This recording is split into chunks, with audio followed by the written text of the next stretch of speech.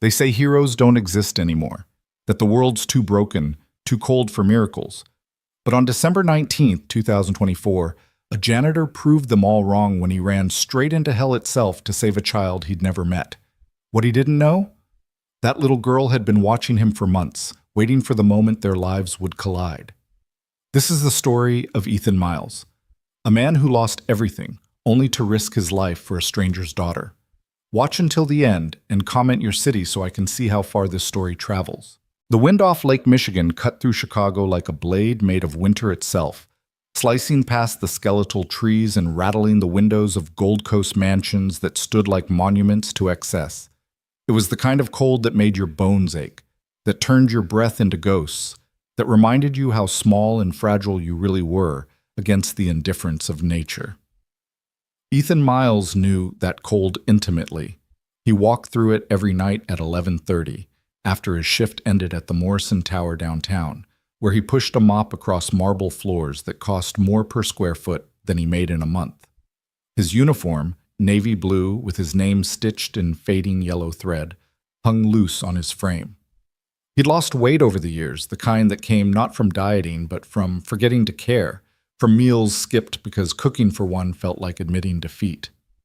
His route home never changed. East on Erie Street, then north on Dearborn, cutting through the heart of the neighborhood where old money whispered behind iron gates and new money shouted from glass towers. He could have taken the bus, could have saved himself 20 minutes of walking through the bitter December nights, but Ethan walked because it hurt, and somewhere deep in the damaged architecture of his soul, he believed he deserved that hurt. 5 years. It had been 5 years since the fire that took everything, 5 years since he'd heard his wife Sarah's laugh, since he'd watched his daughter Emma draw elaborate houses with too many windows, since he'd tossed his son Jacob into the air and caught him, both of them laughing like the world was nothing but joy. 5 years since he'd fallen asleep on the couch after a grueling week at the architecture firm he'd co-founded, since he'd woken to smoke and screams, since he'd tried, God, how he'd tried, to get back inside before the firefighters held him back, before the roof collapsed, before his entire world turned to ash and nightmare. The doctors said it was smoke inhalation that killed them, that they'd lost consciousness before the flames reached them. The doctors said this like it was supposed to help, like the method of death somehow softened the permanence of it. Ethan didn't tell them that it didn't help, that every night for 5 years he'd replayed those moments, had rewritten them in 1,000 different ways, where he woke up sooner, where he smelled the smoke, where he saved them. He'd been 37 then. Ethan Miles, rising star in Chicago's architectural scene, partner at Grant & Miles Design, the firm that had just won the commission to redesign Navy Pier's Eastern Pavilion. He'd had everything: the beautiful wife who taught elementary school and believed in the goodness of people, the kids who were brilliant and weird and perfect, the career that let him shape the city's skyline, the future that stretched out like an endless highway. Now, at 42, he was a janitor. He cleaned the offices of people who worked in buildings he used to design. He lived in a studio apartment in Pilsen that smelled like the Mexican restaurant downstairs. He owned 4 shirts, 2 pairs of jeans, and a winter coat held together by duct tape and stubbornness. He had no friends. They'd all tried in the beginning, had called and visited and insisted he wasn't alone. But eventually, even the most loyal gave up when faced with the wall of silence and self-destruction he'd built around himself. The only thing he'd kept from his old life was the route. Erie to Dearborn, through the Gold Coast, past the mansion at 1847 North Dearborn Street. He told himself it was because it was the most direct path, that it had nothing to do with the fact that the mansion had once belonged to Daniel Grant, his best friend and business partner, the man who'd been like a brother to him, the man who'd died of a heart attack 6 months after Ethan's family burned. Daniel's widow, Clara, still lived there with their daughter. Ethan had never stopped to talk to them, had never even let Clara know he walked past every night. What would he say? That he was sorry he'd abandoned the firm after Daniel died, leaving her to run it alone while she grieved? That he was sorry he'd donated his share of the company's worth, nearly $3 million, to the memorial fund Clara had established in Daniel's name, then disappeared? That he was haunted by the fact that Daniel had died of a heart attack triggered by stress that came from trying to hold the firm together after Ethan had fallen apart? So he walked past, night after night, and he didn't stop. He was a ghost haunting his own life, and ghosts didn't knock on doors. Ghosts didn't ask for forgiveness. They just drifted through the cold and the dark, remembering what it felt like to be alive. Tonight, December 19th, was particularly brutal. The temperature had dropped to 8 degrees, and the wind chill made it feel closer to -10. Ethan's breath came in ragged clouds as he trudged up Dearborn, his hands shoved deep in his pockets, his shoulders hunched against the cold. The street was quiet. Most sensible people already home and warm, already settled in for the night with their families, their safety, their tomorrows. As he approached 1847, he did what he always did, glanced up at the second-floor window where a light usually glowed. He didn't know why he looked. Maybe it was a way of checking that life continued, that someone in the world was okay, that his failure to save his own family didn't mean everyone was doomed. The light was on. It was always on at this hour. Ethan had created an entire mythology around that light in his head. A child who couldn't sleep, who read books under the covers, who dreamed of being an astronaut or a doctor, or whatever kids dreamed of these days. He'd never seen the child clearly, just occasional shadows against the curtains, but somehow that light had become a ritual, a checkpoint that marked another day survived. He was about to look away, to continue his march toward home and another night of not quite sleeping, when something made him stop. Call it instinct. Call it the architect's eye for detail that never quite died. Call it fate. Whatever it was, it made him pause and really look at the mansion. Something was wrong. At first he couldn't place it. The house looked the same as always. 3 stories of elegant limestone, tall windows that glowed with warm light, the black iron fence that surrounded the property, the pristine snow on the lawn that the grounds crew maintained even in winter. But there was something, smoke, just a wisp of it, barely visible in the darkness, curling from one of the first-floor windows. Ethan's heart kicked into a different rhythm. He told himself he was imagining it, that it was just steam from a heating vent, that it was nothing. But even as he thought this, he was moving toward the gate, his exhausted feet suddenly alive with purpose, his mind already calculating distances and possibilities. The smoke was thicker now, definitely smoke, not steam, dark and ugly against the night sky. "No," Ethan whispered. The word came out strangled, desperate. "No, no, no!" He was running now, running toward the nightmare he thought he'd left behind 5 years ago. His hands found the iron gate and he shook it, but it was locked.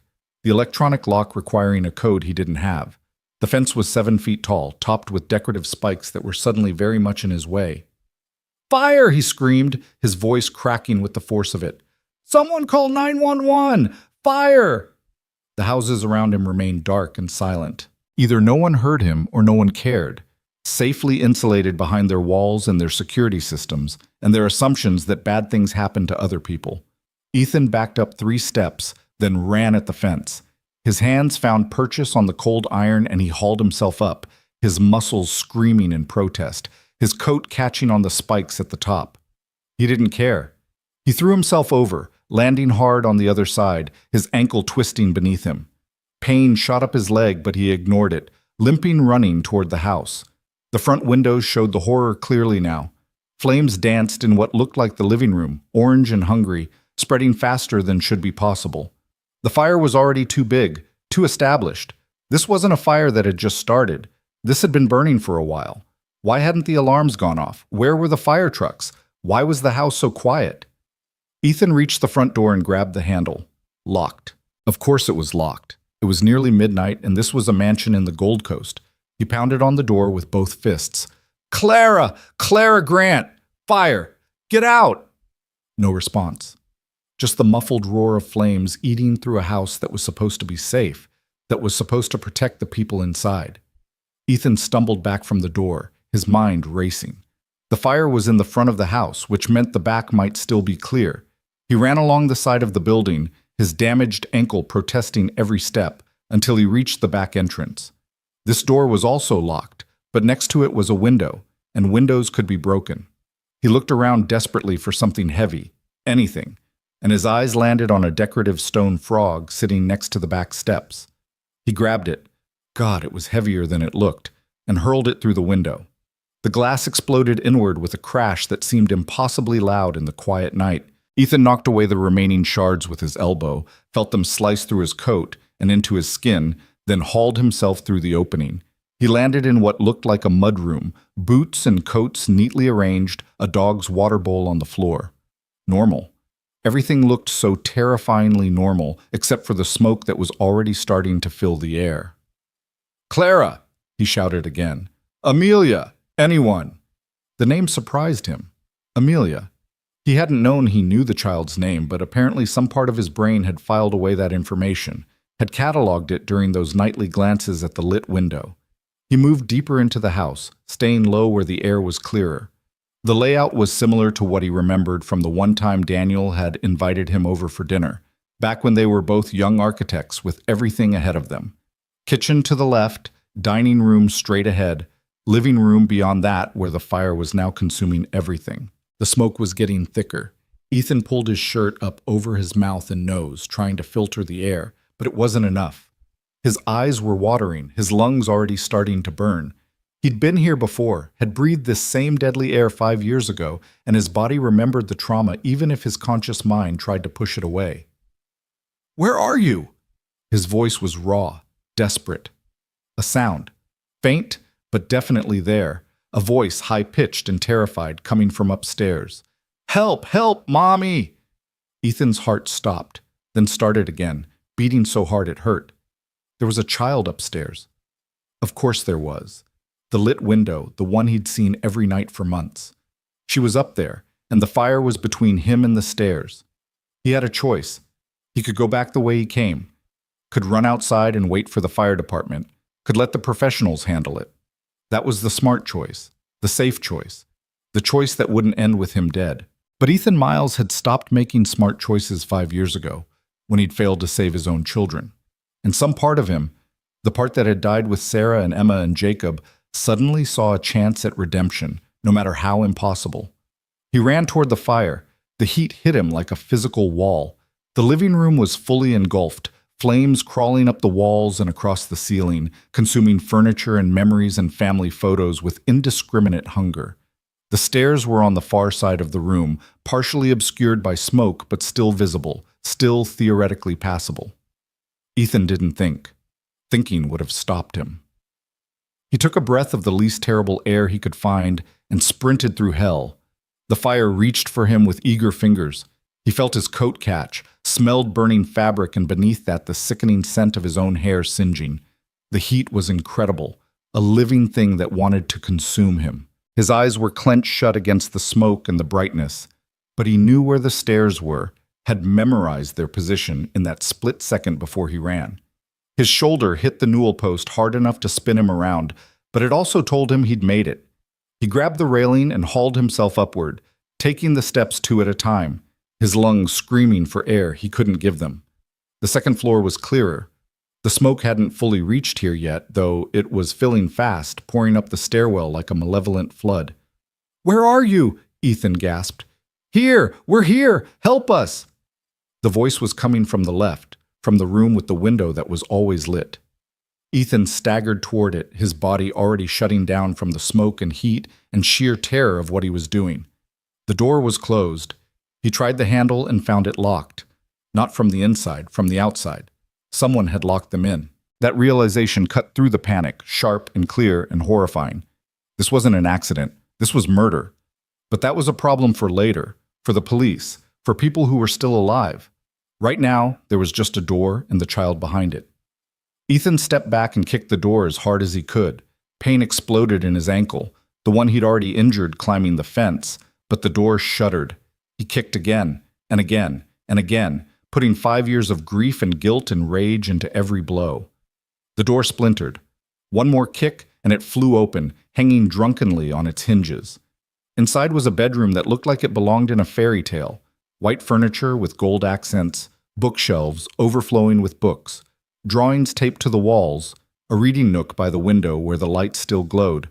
And in the middle of it all, pressed against the far wall, were 2 figures. The child, Amelia, 6 years old with dark hair and huge eyes that were red from crying and smoke, stood in front of her mother, who was slumped against the wall, blood trickling from a gash on her forehead. Clara Grant looked up at Ethan with a mixture of hope and disbelief. You, she whispered. Ethan? He didn't have time to be shocked that she recognized him, that she somehow knew he'd been walking past her house every night like a ghost, unable to leave the scene of his crimes. Can you walk? He asked, his voice nothing but smoke and gravel. Clara tried to stand, but her legs buckled. Hit my head. The door. Couldn't get it open. Tried to call, but phones aren't working. The system... It's okay, Ethan interrupted. He knew it wasn't okay. That nothing about this was okay, but people needed to hear that lie when the world was ending. I'm going to get you out. He moved to Clara first, trying to help her up, but she pushed him away. Amelia, she insisted. Take Amelia first. Come back for me. I can't leave you. Take my daughter. Clara's voice was stronger than her body, powered by the same force that had kept mothers protecting their children since the beginning of time. Please, Ethan, take her. The smoke was filling the room now. They had seconds, maybe a minute if they were lucky. Ethan knelt in front of Amelia. The little girl was shaking, tears streaming down her face, but when she looked at him, something in her expression changed. Recognition, but different from her mother's. Deeper, older, like she'd been waiting for this exact moment. I knew you would come, she said. Her voice was so small, so certain. The words hit Ethan harder than the fire, harder than the smoke, harder than anything. What? From the window, I watched you every night. You always looked so sad. But I knew if we needed help, you would come. Something in Ethan's chest cracked open, something that had been frozen solid for 5 years. I'm here, he managed. Hold on to me, okay? Hold on tight and don't let go. Amelia nodded and wrapped her arms around his neck. She was so light, lighter than Jacob had been, lighter than seemed possible for a whole entire person. Ethan stood, then reached for Clara with his free arm. Come on, we're all getting out. Clara tried again to stand, and this time Ethan half carried, half dragged her upright. She leaned heavily against him, blood from her head wound staining his already ruined coat. The stairs, she gasped. Fire. I know, just trust me. Trust. What a word to use when he was leading them back toward the flames, when he had no idea if the stairs were even still passable, when every breath felt like inhaling broken glass. They made it to the hallway. The smoke was so thick now that Ethan couldn't see more than a few feet ahead. He kept one hand on the wall, using it to guide them toward where he knew the stairs had to be. Amelia's arms tightened around his neck, her face buried against his shoulder. Clara stumbled beside him, her weight increasing with every step as her body gave up. The stairs appeared suddenly through the smoke, and Ethan's heart sank. The fire had gotten worse, had spread from the living room into the foyer, had claimed the bottom third of the staircase. Flames licked up the banister and across the steps, turning their escape route into an obstacle course designed by hell itself. Oh, God, Clara whispered. Ethan, we can't. Yes, he said firmly. We can. Because what was the alternative? Wait up here for the fire to consume them? Jump from a second-story window and hope they survived the fall? Go back into one of the bedrooms and pray the fire department arrived in time? No. The only way out was through. Amelia, Ethan said, his mouth close to the little girl's ear. I need you to hold on as tight as you can, okay? Don't look, just hold on. Okay, she whispered back. Sean, I trust you. 3 words that weighed more than the world. 3 words he didn't deserve but would die trying to honor. Ethan tightened his grip on both Clara and Amelia, took the deepest breath he could manage of the poisoned air, and started down the stairs. The heat was unbearable. Ethan could feel his skin blistering, could smell burning fabric and hair and skin. The flames were on both sides of them now, reaching out like they recognized him, like they remembered him from 5 years ago, and wanted to finish what they'd started. Step. Another step.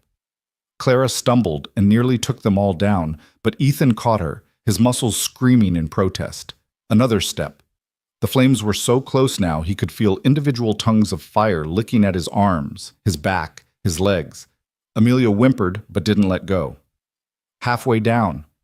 The stairs groaned beneath them, wood compromised by fire, ready to give way. Ethan didn't slow down. Slower meant longer in the flames, meant more time for the smoke to steal their remaining oxygen, meant a greater chance that these stairs would collapse and send them all into the inferno below. 3/4 of the way. Clara's weight was dead now, unconscious or close to it. Ethan was essentially carrying both of them, his body running on nothing but adrenaline and something older, something primal, the animal instinct that said, protect the young, save the innocent, get them out. The bottom of the stairs. The foyer was a nightmare of fire and smoke, but Ethan could see the front door through the chaos. 20 feet, 15, 10. The door was locked. The handle was hot enough to brand flesh. Ethan kicked it, once, twice, 3 times, and on the 4th try it crashed open, spilling them out onto the front steps into the cold December air that felt like heaven, like salvation, like being born again into a world where you could breathe. Ethan staggered forward onto the lawn, his legs finally giving out. He went down hard, turning his body at the last second so that he took the impact instead of Amelia. Clara collapsed next to them, barely conscious. Amelia was coughing, her small body racked with spasms, but she was breathing, she was alive, she was out. In the distance, sirens finally wailed. Too late to save the house, but maybe in time to save them. Ethan lay on the frozen grass, staring up at the night sky where stars were visible between the clouds of smoke. His body was a symphony of pain, burns, cuts, bruises, his lungs raw and damaged, his heart hammering against his ribs like it was trying to escape. He should move, should check on Clara and Amelia, should do something. But he couldn't. He'd used everything he had burned through 5 years of survival in a matter of minutes, and now there was nothing left. He'd gotten them out. That was all that mattered.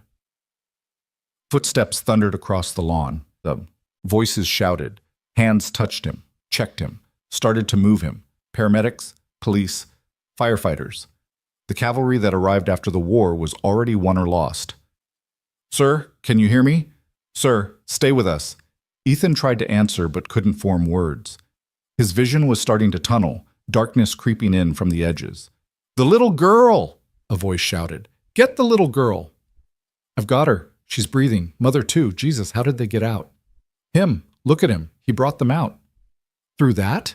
Through that fire? That's impossible. But Ethan had learned something in the last 10 minutes. Impossible was just another word for necessary. Impossible was what you did when the alternative was watching someone die. Impossible was just love and terror and guilt transformed into action. The darkness was taking him now, pulling him down into unconsciousness. Ethan let it come. For the first time in 5 years, he wasn't afraid to close his eyes. Because this time, when the fire came, he'd gotten them out. This time, he'd saved them. This time, impossible hadn't stopped him. His last conscious thought, before the darkness claimed him completely, was of Amelia's voice. I knew you would come. And then nothing. Just the cold grass beneath him, the winter sky above, and the sound of sirens singing their too late songs into the night. Ethan's sacrifice would change 3 lives forever, but neither Clara nor Amelia knew that the fire was no accident, and that the man who saved them was connected to their family in ways they couldn't imagine. The road to truth would be paved with revelations that would shake them to their core. The hospital smelled like antiseptic and desperation, a combination that Ethan's damaged lungs registered even through the oxygen mask strapped to his face. He woke in fragments, first aware of the beeping machines, then the scratchy hospital gown, then the IV line snaking into his arm, and finally the pain. God, the pain was everywhere. A full-body ache that radiated from the burns on his arms and back, the cuts from broken glass, the bruised ribs, the twisted ankle that had swollen to twice its normal size.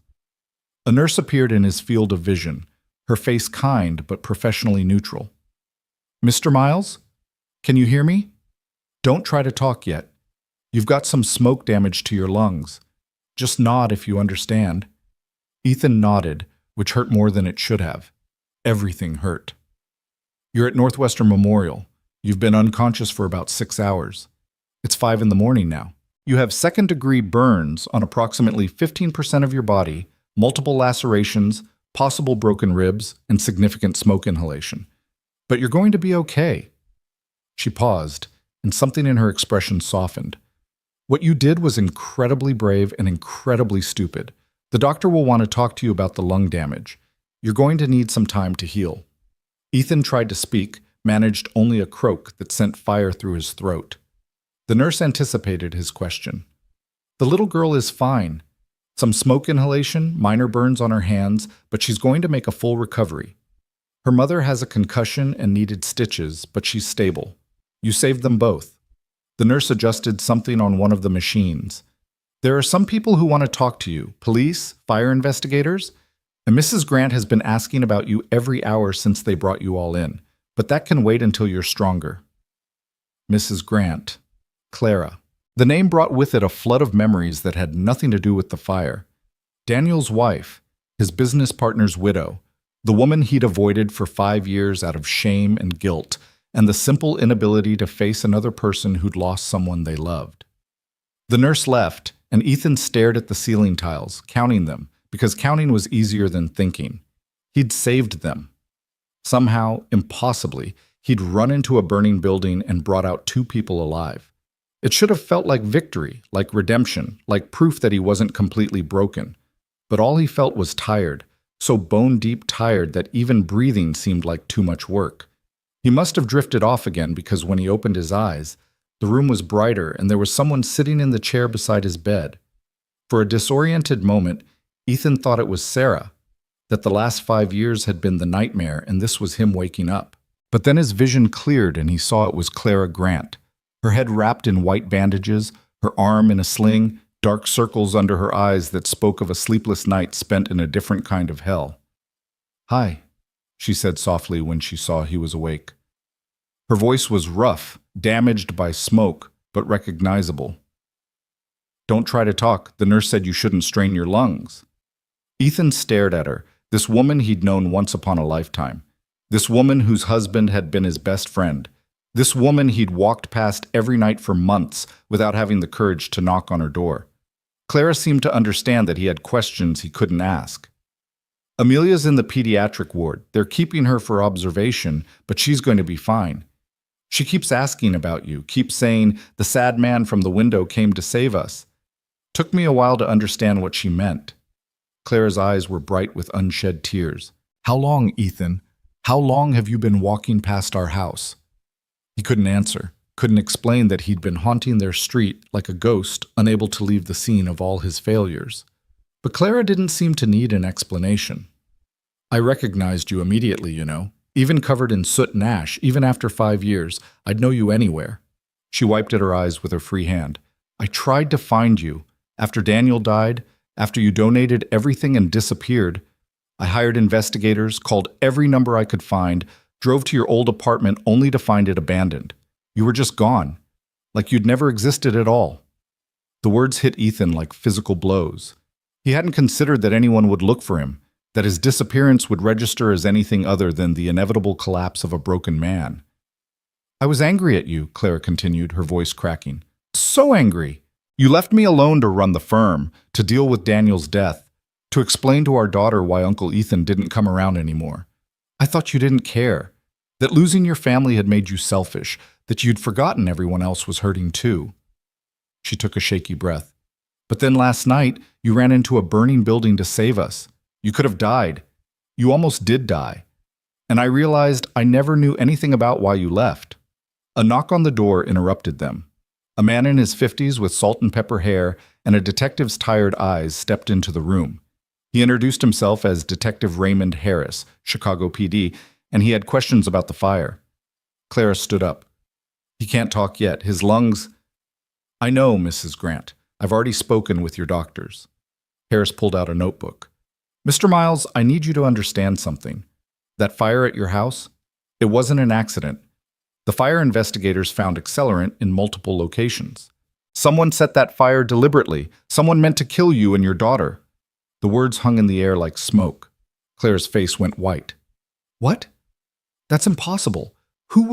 Why would anyone—" "That's what we're trying to figure out." Harris turned to Ethan. "Mr. Miles, I need to ask you some questions. You can write answers if you can't speak. First, did you see anyone else in or around the house last night? Anyone at all?" Ethan shook his head, then gestured for a pen and paper.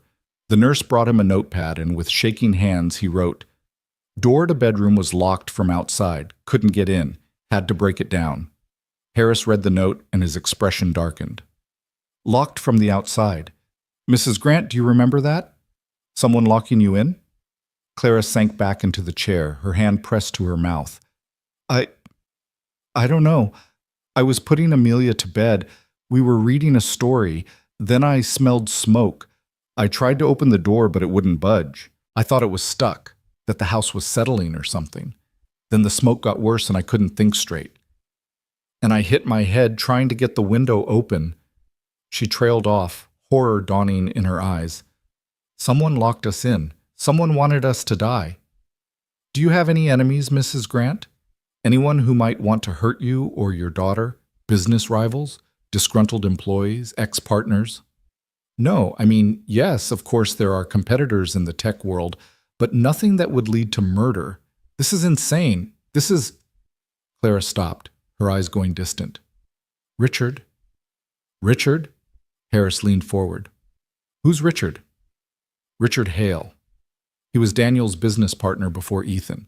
They started an investment firm together back in the 90s. It ended badly. There was some kind of financial dispute. I never knew all the details. Daniel bought him out, and Richard made some threats, but that was over a decade ago. He couldn't... Ethan's hand shot out, grabbing the notepad. He wrote furiously, "Richard Hale, check him. Daniel never trusted him. Said he was cutting corners, doing something illegal. Was going to report him." Harris read the note carefully. "Did Daniel report him?" Clara shook her head. "I don't know. Daniel didn't talk much about business at home. He said he wanted to keep work and family separate." Her voice dropped to a whisper. "Do you think Richard had something to do with this? With trying to kill us?" "I think Richard Hale just became a person of interest in an attempted murder investigation," Harris said grimly. He turned to Ethan. "Mr. Miles, I'm going to need a full statement from you when you're able to speak. In the meantime, I'm posting an officer outside both your rooms. If someone tried once, they might try again." After Harris left, Clara and Ethan sat in silence, the weight of revelation pressing down on them. Finally, Clara spoke, her voice barely audible. "Ethan, I need to tell you something about the money you donated, the $3 million from your share of the firm." She met his eyes. "I used it to start a memorial foundation in Daniel's name.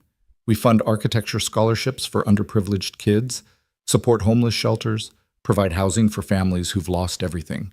Last year alone, we helped 60 families rebuild their lives." Ethan felt something twist in his chest. He'd given away that money because it had felt like blood money, like profit earned from a partnership that had died along with Daniel. He'd never imagined it would do any good. He'd barely imagined anything beyond getting through each day without completely falling apart. "I wanted to thank you," Clara continued. "I wanted to tell you what your gift meant, how many lives it changed. But you were gone. So I thanked you in my prayers instead, and I hoped that wherever you were, whatever darkness you were living in, you'd somehow know that something good came from your pain." Ethan reached for the notepad again, his hand shaking with more than just physical trauma. He wrote, "I'm sorry for leaving, for not being there, for everything." Clara read it, and fresh tears spilled down her cheeks.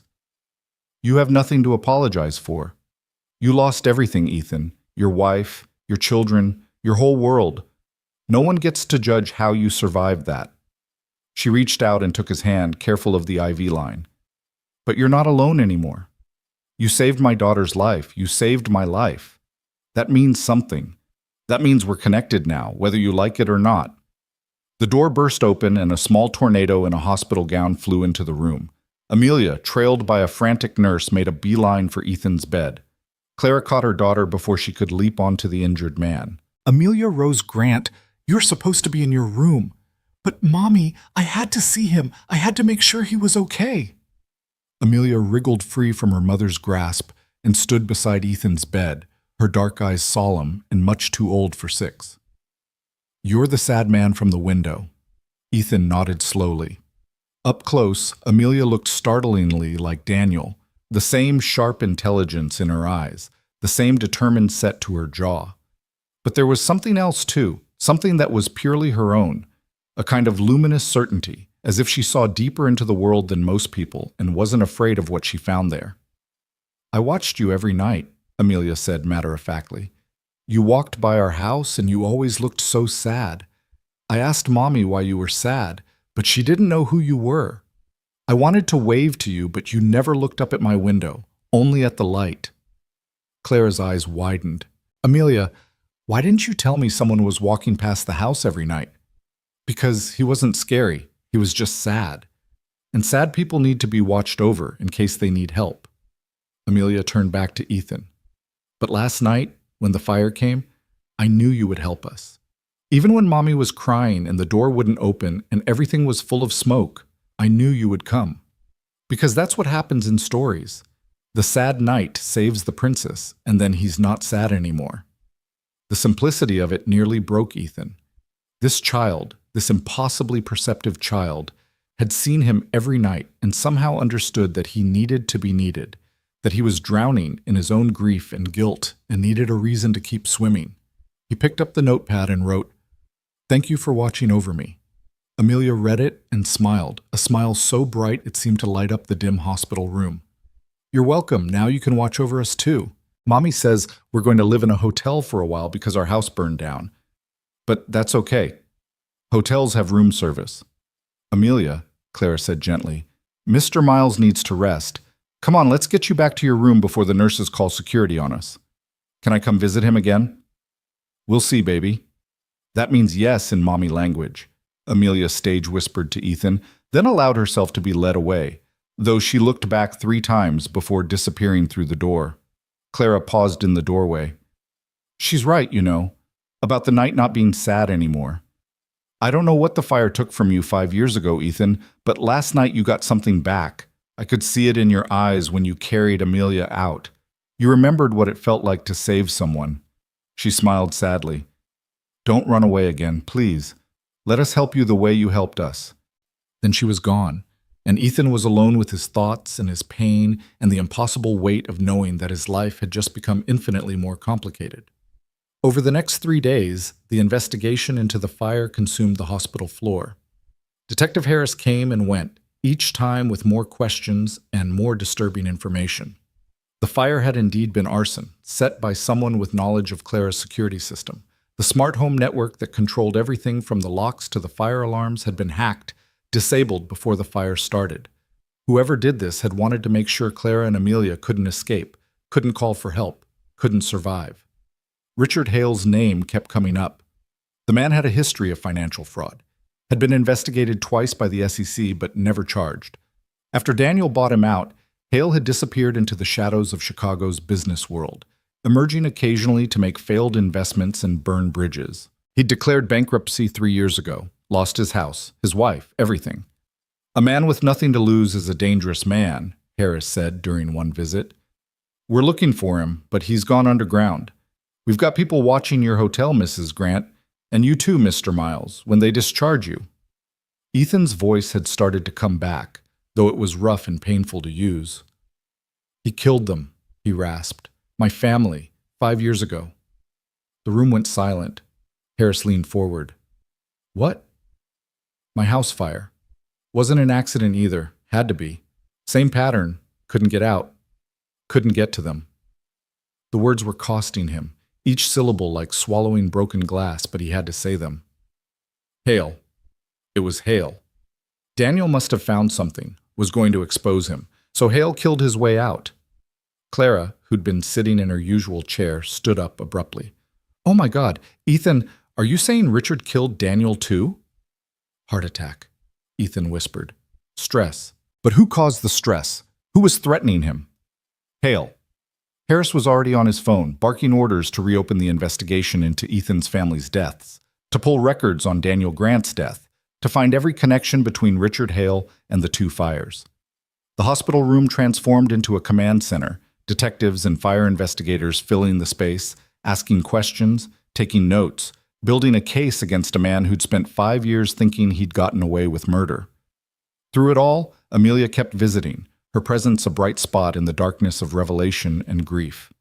She'd draw pictures of Ethan fighting dragons, of houses that didn't burn down, of families that stayed together. She'd tell him stories about her day, about the hotel's breakfast buffet, about the therapy dog that visited the pediatric ward. She'd hold his hand with her small bandaged fingers and tell him that it was okay to be sad, that sad wasn't forever, that mornings always came even after the darkest nights. On the fourth day, a woman Ethan didn't recognize arrived with Detective Harris. She was in her late 30s, thin to the point of gauntness, with hollow eyes and the desperate look of someone who'd been running from something for too long. Her name was Jennifer Martinez, and she had a story to tell. "I set the fire," she said without preamble, her voice shaking. "At the Grant Mansion. I'm the one who did it." Clara gasped.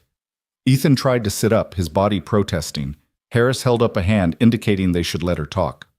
"A man hired me, gave me $20,000, and told me exactly how to do it. How to hack the security system, where to pour the accelerant, how to lock the bedroom door from the outside." Jennifer was crying now, tears streaming down her face. "He said the house would be empty. He said it was an insurance job, that the owner wanted the payout. He said no one would get hurt." "But you knew someone was inside," Clara said, her voice hard as steel. "You had to know."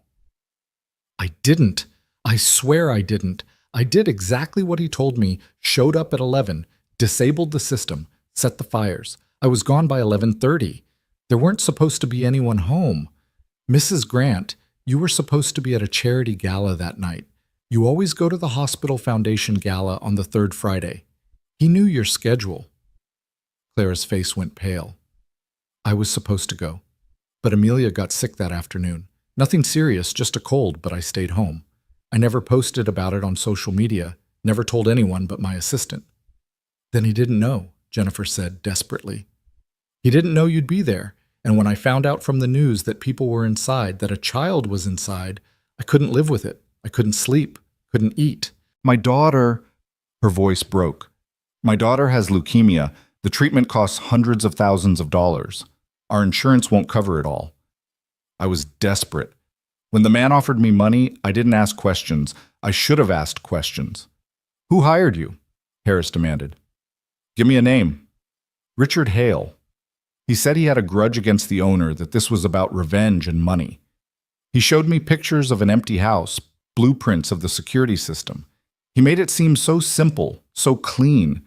No victims, no one hurt, just a building burning." Ethan's voice cut through the room, quiet but lethal. "My family. Did he hire you for that too?"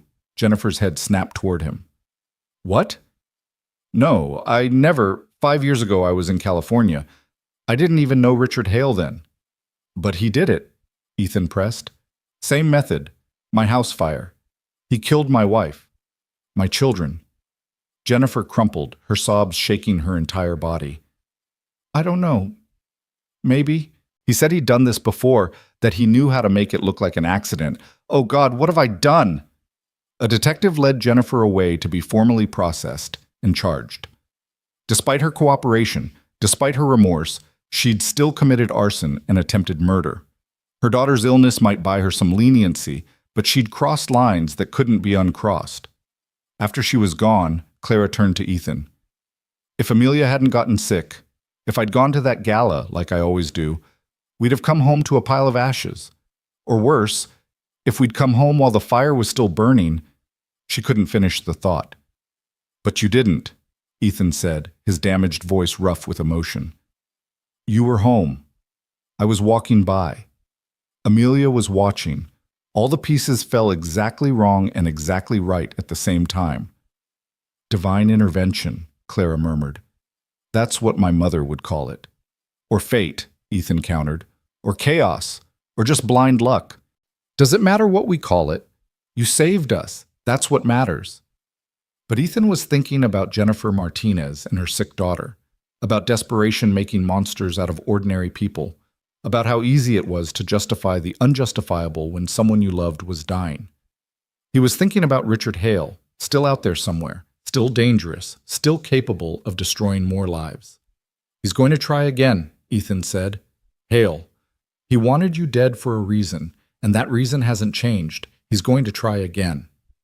"Let him try," Clara said, and there was steel in her voice that Ethan remembered from Daniel's stories about his formidable wife. "This time we're ready. This time we're not alone. This time, he's not going to win. Detective Harris returned with news. They'd found Richard Hale's last known location, an apartment in Gary, Indiana, just across the state line. They were moving in tonight, coordinating with Indiana State Police, building a case that would put Hale away forever. But Ethan couldn't shake the feeling that it wouldn't be that simple, that men like Hale didn't go down without a fight, that the danger wasn't over just because they'd identified it. That night, unable to sleep despite the pain medication, Ethan stared out his hospital window at Chicago's glittering skyline. 5 years ago, he'd helped design parts of that skyline. 5 years ago, he'd been a man with a future. Then the fire came and took everything, and he'd spent half a decade convinced that his life was over, that he was just marking time until death finally remembered to collect him. But then another fire came, and this time he'd run toward it instead of being paralyzed by it. This time he'd save the people inside instead of watching helplessly while they burned. And now Clara and Amelia were in his life, and there were connections forming that he couldn't name but could feel, threads binding him back to the world of the living, to purpose, to something that felt dangerously close to hope. A soft knock interrupted his thoughts. Clara stood in the doorway, wrapped in a borrowed robe, her bandages gleaming white in the dim light. "Can't sleep either?" she asked. "Hurts too much to sleep." "Yeah, me too." She came in and sat in the chair that had become hers over the past few days. Harris called. They raided Hale's apartment. He wasn't there. They found evidence, though, files on both of us, surveillance photos of my house, records of the payment to Jennifer, everything they need to convict him. They just need to find him first. He's already gone, probably left the country. Maybe. Or maybe he's still here, still planning, still thinking he can finish what he started. Clara looked at Ethan. "I'm scared. Not for me, but for Amelia. She's so young, and she's already lost so much. Daniel dying, now our home burning down, learning that someone wants to kill her. How do you protect a child from that kind of evil?" Ethan thought about Emma and Jacob, about all the ways he'd failed to protect them, about how the world could end in an instant and love wasn't enough to stop it. But he also thought about Amelia's face when he'd carried her out of the fire, about her certainty that he would come, about the way she still smiled despite everything. "You can't protect her from all of it," he said finally. "The world's too big and too cruel, but you can teach her to be strong, to be brave, to believe in people even when people disappoint her. You can give her a life worth living, worth fighting for. That's all any parent can do." "Is that what Sarah would have wanted? For your children?" The name hit him like a punch, but for the first time in 5 years, it didn't destroy him. Sarah wanted them to be happy, to be kind, to make the world better just by being in it. He paused. "I think they would have been, if they'd lived." "Tell me about them," Clara said softly.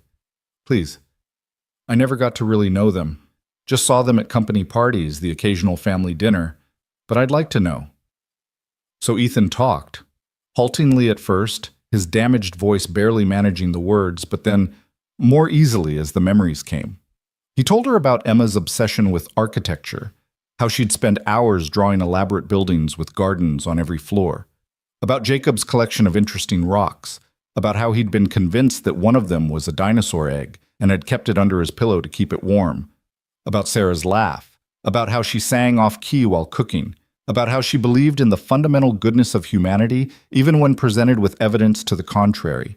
He talked until his voice gave out completely, until the pain medication finally dragged him towards sleep. And Clara listened to every word, bearing witness to the family that had been lost, making sure their stories didn't die with them. As Ethan's eyes finally closed, he heard Clara whisper, "They were lucky to have you, and you were lucky to have them. That luck doesn't go away just because they're gone." But Ethan, drifting into drug-softened dreams, wasn't sure he believed in luck anymore. He believed in fire, and pain, and loss. He believed in children who watched from windows and mothers who fought to protect them. He believed that sometimes the world gave you a second chance to save someone, even if you couldn't save everyone. And somewhere in the darkness of Chicago, Richard Hale was still out there, still planning, still believing that he could control the narrative of other people's lives. But what Hale didn't know was that the people he'd tried to destroy were stronger than he'd calculated, more connected than he'd anticipated, and angrier than he could imagine. The fire had forged them into something new, something dangerous, something that wouldn't stop until justice was served and the man who'd stolen so much from so many was finally made to answer for his crimes. Outside the hospital window, snow began to fall, covering Chicago in a blanket of white that made everything look clean and new, that promised fresh starts and second chances, that whispered the oldest lie, that tomorrow might be better than yesterday. And for the first time in 5 years, Ethan Miles let himself believe in that lie, just a little, just enough to keep breathing through the night. The discharge papers came on a gray January morning, 2 weeks after the fire had changed everything. Ethan signed them with hands that still trembled, his fingers wrapped in gauze where the burns were still healing. The doctor gave him strict instructions about wound care, physical therapy for his ankle, breathing exercises for his damaged lungs, and a prescription for pain medication that Ethan had no intention of filling. He'd lived with pain before. He knew how to survive it without the chemical fog that made everything feel distant and unreal. Clara was waiting in the lobby with Amelia, who'd been discharged 3 days earlier. The little girl ran to him the moment she saw him, stopping just short of collision when she remembered he was still hurt. "You're coming home with us," she announced, as if it had already been decided by forces beyond adult control. Ethan looked at Clara, who had the grace to look slightly embarrassed. "I meant to ask you properly. We're staying at the Four Seasons until I can figure out housing. There's a suite with an extra bedroom. It's not much, but it's better than wherever you've been living." "I have an apartment," Ethan said, though even as he said it he realized how little he wanted to go back there. Back to the studio that smelled like carnitas and loneliness, back to the narrow bed where he'd spent 5 years not sleeping, back to the emptiness that had been his only companion for so long. "I'm sure you do. Come stay with us anyway." Clara's voice was gentle but firm. "Just for a few weeks, until you're back on your feet. You saved our lives, Ethan. Let us return the favor." So Ethan found himself in the back of Clara's Mercedes, Amelia chattering beside him about the hotel's swimming pool and the room service menu and the view of the lake from their window. Clara drove carefully through the January slush, her movements still slightly stiff from her injuries but determined. She'd gone back to the remains of her house once, had walked through the charred skeleton of what had been her home, and had emerged with a cardboard box of things that had somehow survived. Photo albums and a fireproof safe, some of Amelia's stuffed animals that had been in the garage, Daniel's watch that he'd left in his car the day he died. The hotel suite was nothing like Ethan's apartment. Floor-to-ceiling windows overlooked Michigan Avenue and the frozen expanse of Lake Michigan beyond. The furniture was elegant without being cold, expensive but comfortable. There were fresh flowers on the table and a basket of fruit that looked like it belonged in a still life painting. The extra bedroom Clara showed him was larger than his entire studio, with a king-sized bed and an attached bathroom with a shower that probably cost more than he made in 6 months. "I can't afford this," Ethan said, though he knew that wasn't what Clara meant. "You're not paying for it. I am. Or technically, Daniel's life insurance is. He had policies worth almost $2 million. I used some of it to start the foundation, invested the rest. I can afford to put you up in a hotel for a few weeks." She paused at the door. "Get some rest. We'll talk later about what happens next." What happens next? As if there was a roadmap for this, for the aftermath of trauma and rescue and revelation. As if any of them knew what came after you learned that someone had tried to murder you, that the same someone had probably murdered your best friend and your rescuer's family, that evil wasn't an abstract concept, but a real person with a name and a history and the ability to destroy lives with calculated precision. Ethan unpacked the plastic bag the hospital had given him containing his few possessions, his wallet, his keys, his phone that had been in his coat pocket during the fire and was now cracked and water damaged but somehow still functional. He sat on the edge of the bed that was too soft, too clean, too much like something a person with a real life would own, and he tried to figure out who he was supposed to be now. For 5 years, he'd been Ethan Miles, the ghost, the janitor, the man who walked alone through cold streets and felt nothing except the dull ache of loss.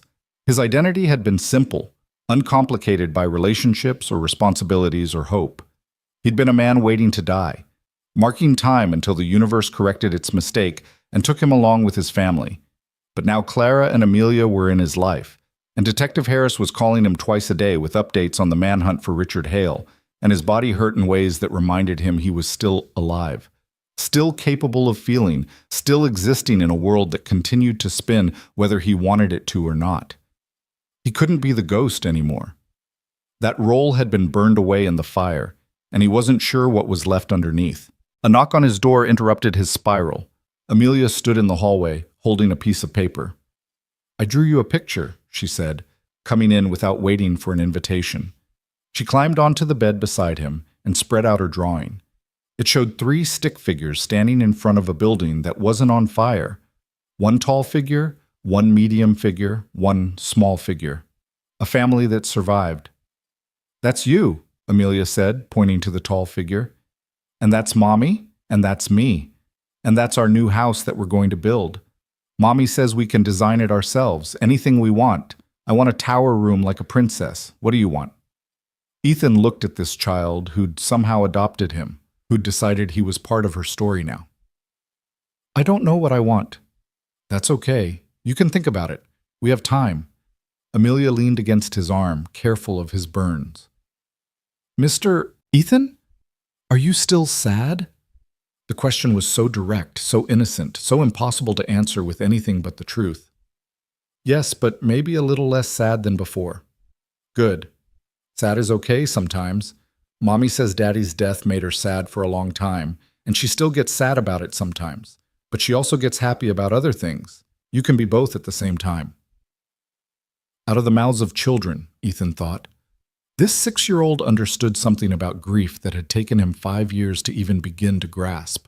That sorrow and joy weren't mutually exclusive, that you could miss the dead while still living with the living, that the human heart was vast enough to hold contradictions.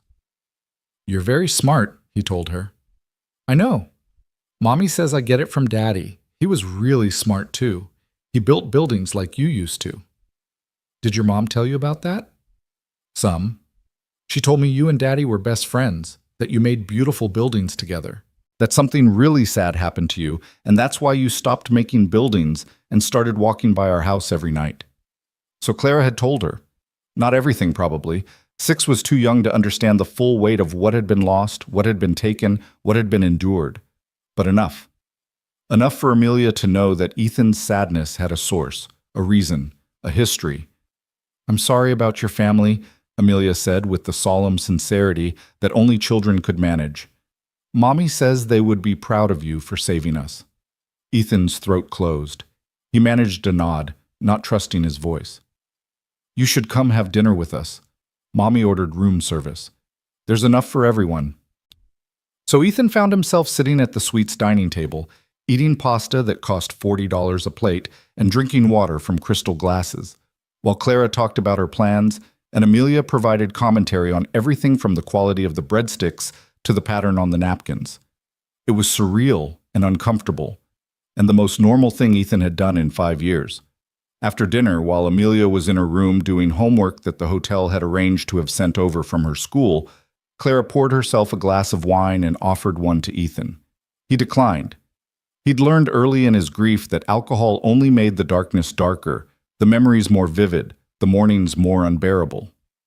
"Detective Harris called while you were resting," Clara said, settling into one of the plush armchairs. "They've tracked Hale to a property in Wisconsin, a hunting cabin owned by one of his old business associates. They're planning a raid tomorrow morning." "Will they get him?" "Harris seems to think so. Apparently Hale's been using burner phones, but he made a mistake, called his ex-wife to try to access a bank account. They traced the call." Clara took a sip of wine. It's almost over. The nightmare is almost over. But Ethan had lived through too many nightmares to believe they ended cleanly. "And if they don't get him? If he runs again? Then we keep looking. We don't stop until he's caught, until he answers for what he did to your family, to my family, to everyone he's hurt." The determination in her voice was absolute. This wasn't the Clara Grant that Ethan remembered from 5 years ago. The quiet woman who'd stood beside Daniel at company events and smiled politely while the architects talked shop.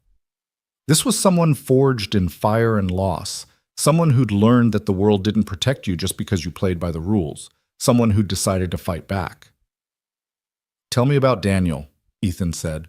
"About what happened after I left."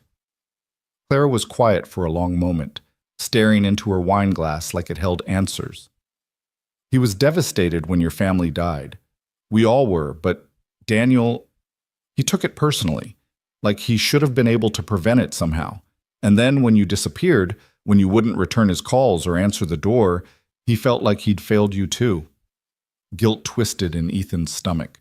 He'd known he was hurting Daniel by cutting him off, but he'd been drowning and hadn't been able to care about anyone else's pain. He tried everything to find you, Clara continued. Hired investigators, called your relatives, drove to every place he thought you might go. Nothing worked. You just vanished. Eventually, he had to accept that you didn't want to be found. That hurt him more than I think he admitted.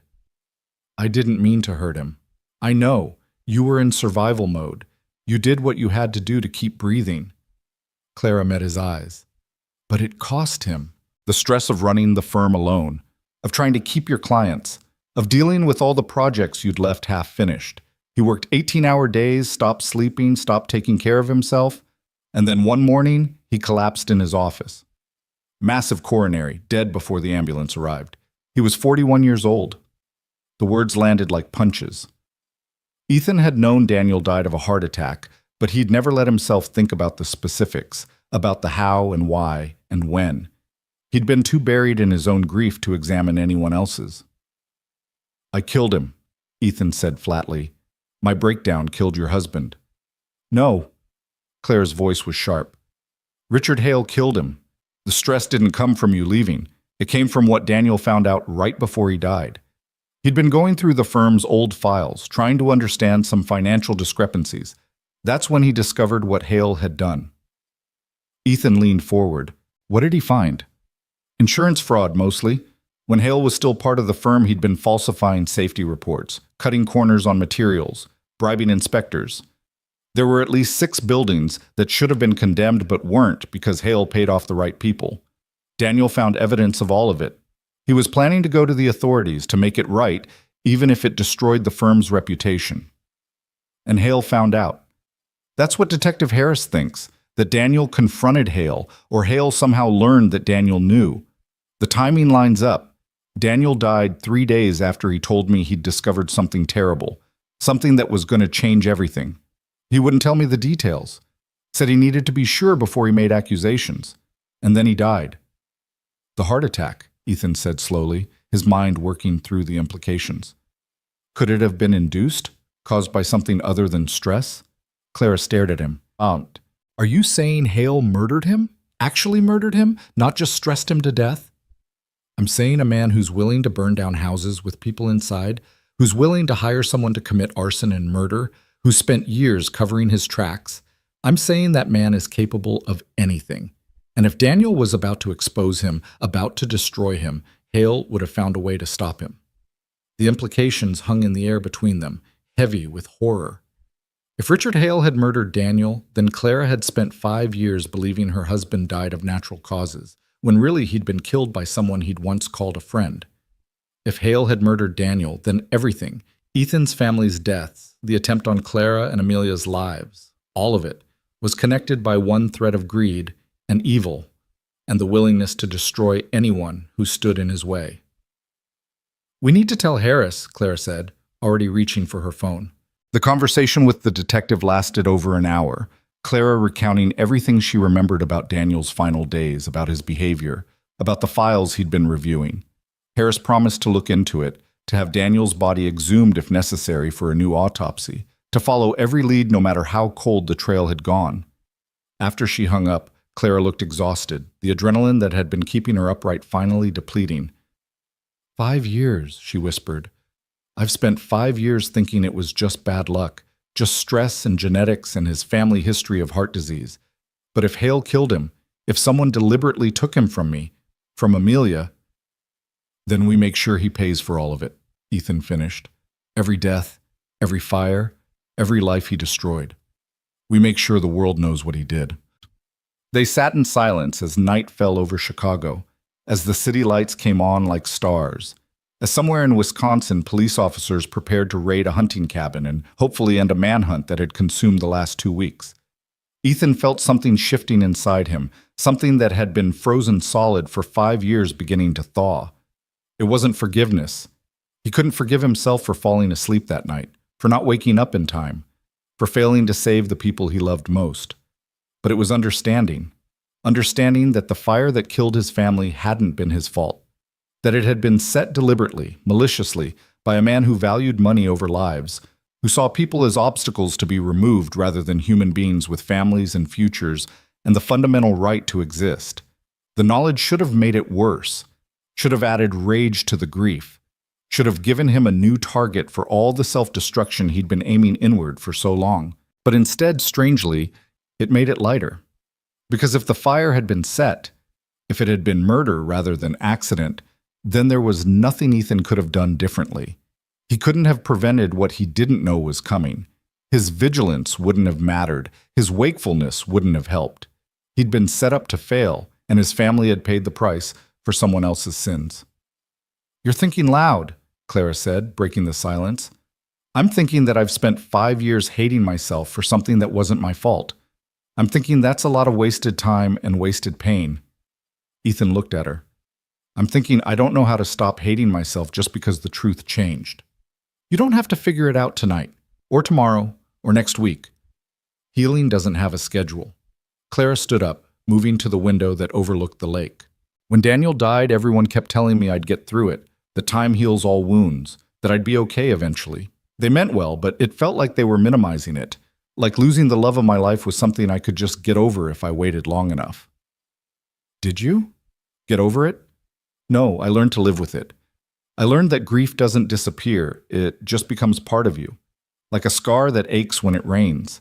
Most days I'm fine. I run my company, I take care of Amelia, I build the life Daniel would have wanted for us. But some days I wake up and the first thought I have is that I need to tell Daniel something, and then I remember I can't, and the grief is just as fresh as the day he died." Ethan understood that more than she knew. "I still set the table for 4 sometimes, just muscle memory. And then I have to put away the extra plates and remember all over again that they're gone." They stood together at the window, 2 people bound by loss and fire, and the slow, painful work of surviving when everything you loved had been taken.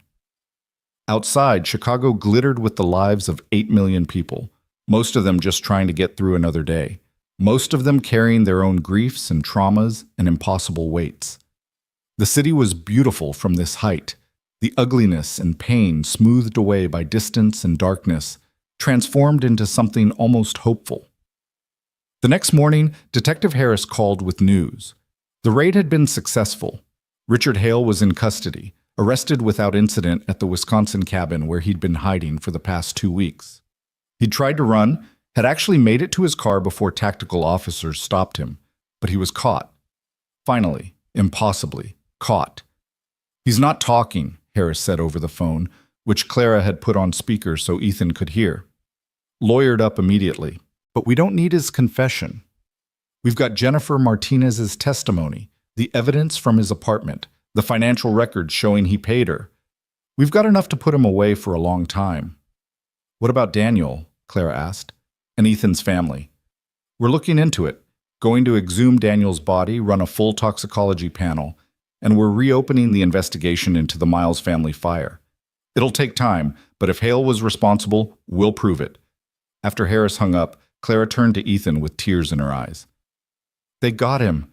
It's over. He can't hurt anyone else." But Ethan knew it wasn't quite over. The arrest was just the beginning. There would be trials, testimony, years of legal proceedings before Hale faced real consequences for what he'd done. And even then, even if he was convicted and sent to prison for life, it wouldn't bring back the dead. It wouldn't undo the fires or the pain or the 5 years of grief that Ethan had endured. Justice wasn't the same as restoration. Punishment wasn't the same as healing. Still, it was something. It was a start. Over the following days, a strange new routine developed. Clara went back to work, running her tech company from the hotel suite through video calls and remote meetings. Amelia attended school via a tablet while they figured out what to do about permanent housing. And Ethan, for the first time in 5 years, had nothing to do. He'd quit his janitorial job the day after the fire, hadn't even called in, had just stopped showing up. He probably should have felt guilty about that, but he couldn't seem to care about a job that had never been anything more than a way to mark time between one meaningless day and the next. Instead, He spent his days healing. Physical therapy for his ankle, exercises for his lungs, salve for his burns. Clara had arranged for a therapist to come to the hotel twice a week, a kind woman named Dr. Patel who specialized in trauma and grief. Ethan had resisted at first, had spent the first 3 sessions sitting in stubborn silence, but eventually something in Dr. Patel's patient presence had broken through his defenses. "You're angry," she'd observed during their 4th session. "Of course I'm angry. My family was murdered." "Not at Richard Hale. At yourself." The accuracy of it had stunned him into honesty. "I should have woken up. I should have smelled the smoke. I should have gotten them out." And if the fire was set with accelerant in multiple locations, if it was designed to spread too quickly for escape, if the doors were locked and the windows barred. I don't know that's what happened. But you know it's possible. You know that what happened to Clara and Amelia might have happened to your family. And if it did, if they were murdered by someone who planned it carefully, who made escape impossible, then you couldn't have saved them no matter what you did. The words had circled in Ethan's head for days afterward. Couldn't have saved them. 5 years he'd believed the opposite. That if he'd just been better, more alert, more careful, they'd still be alive.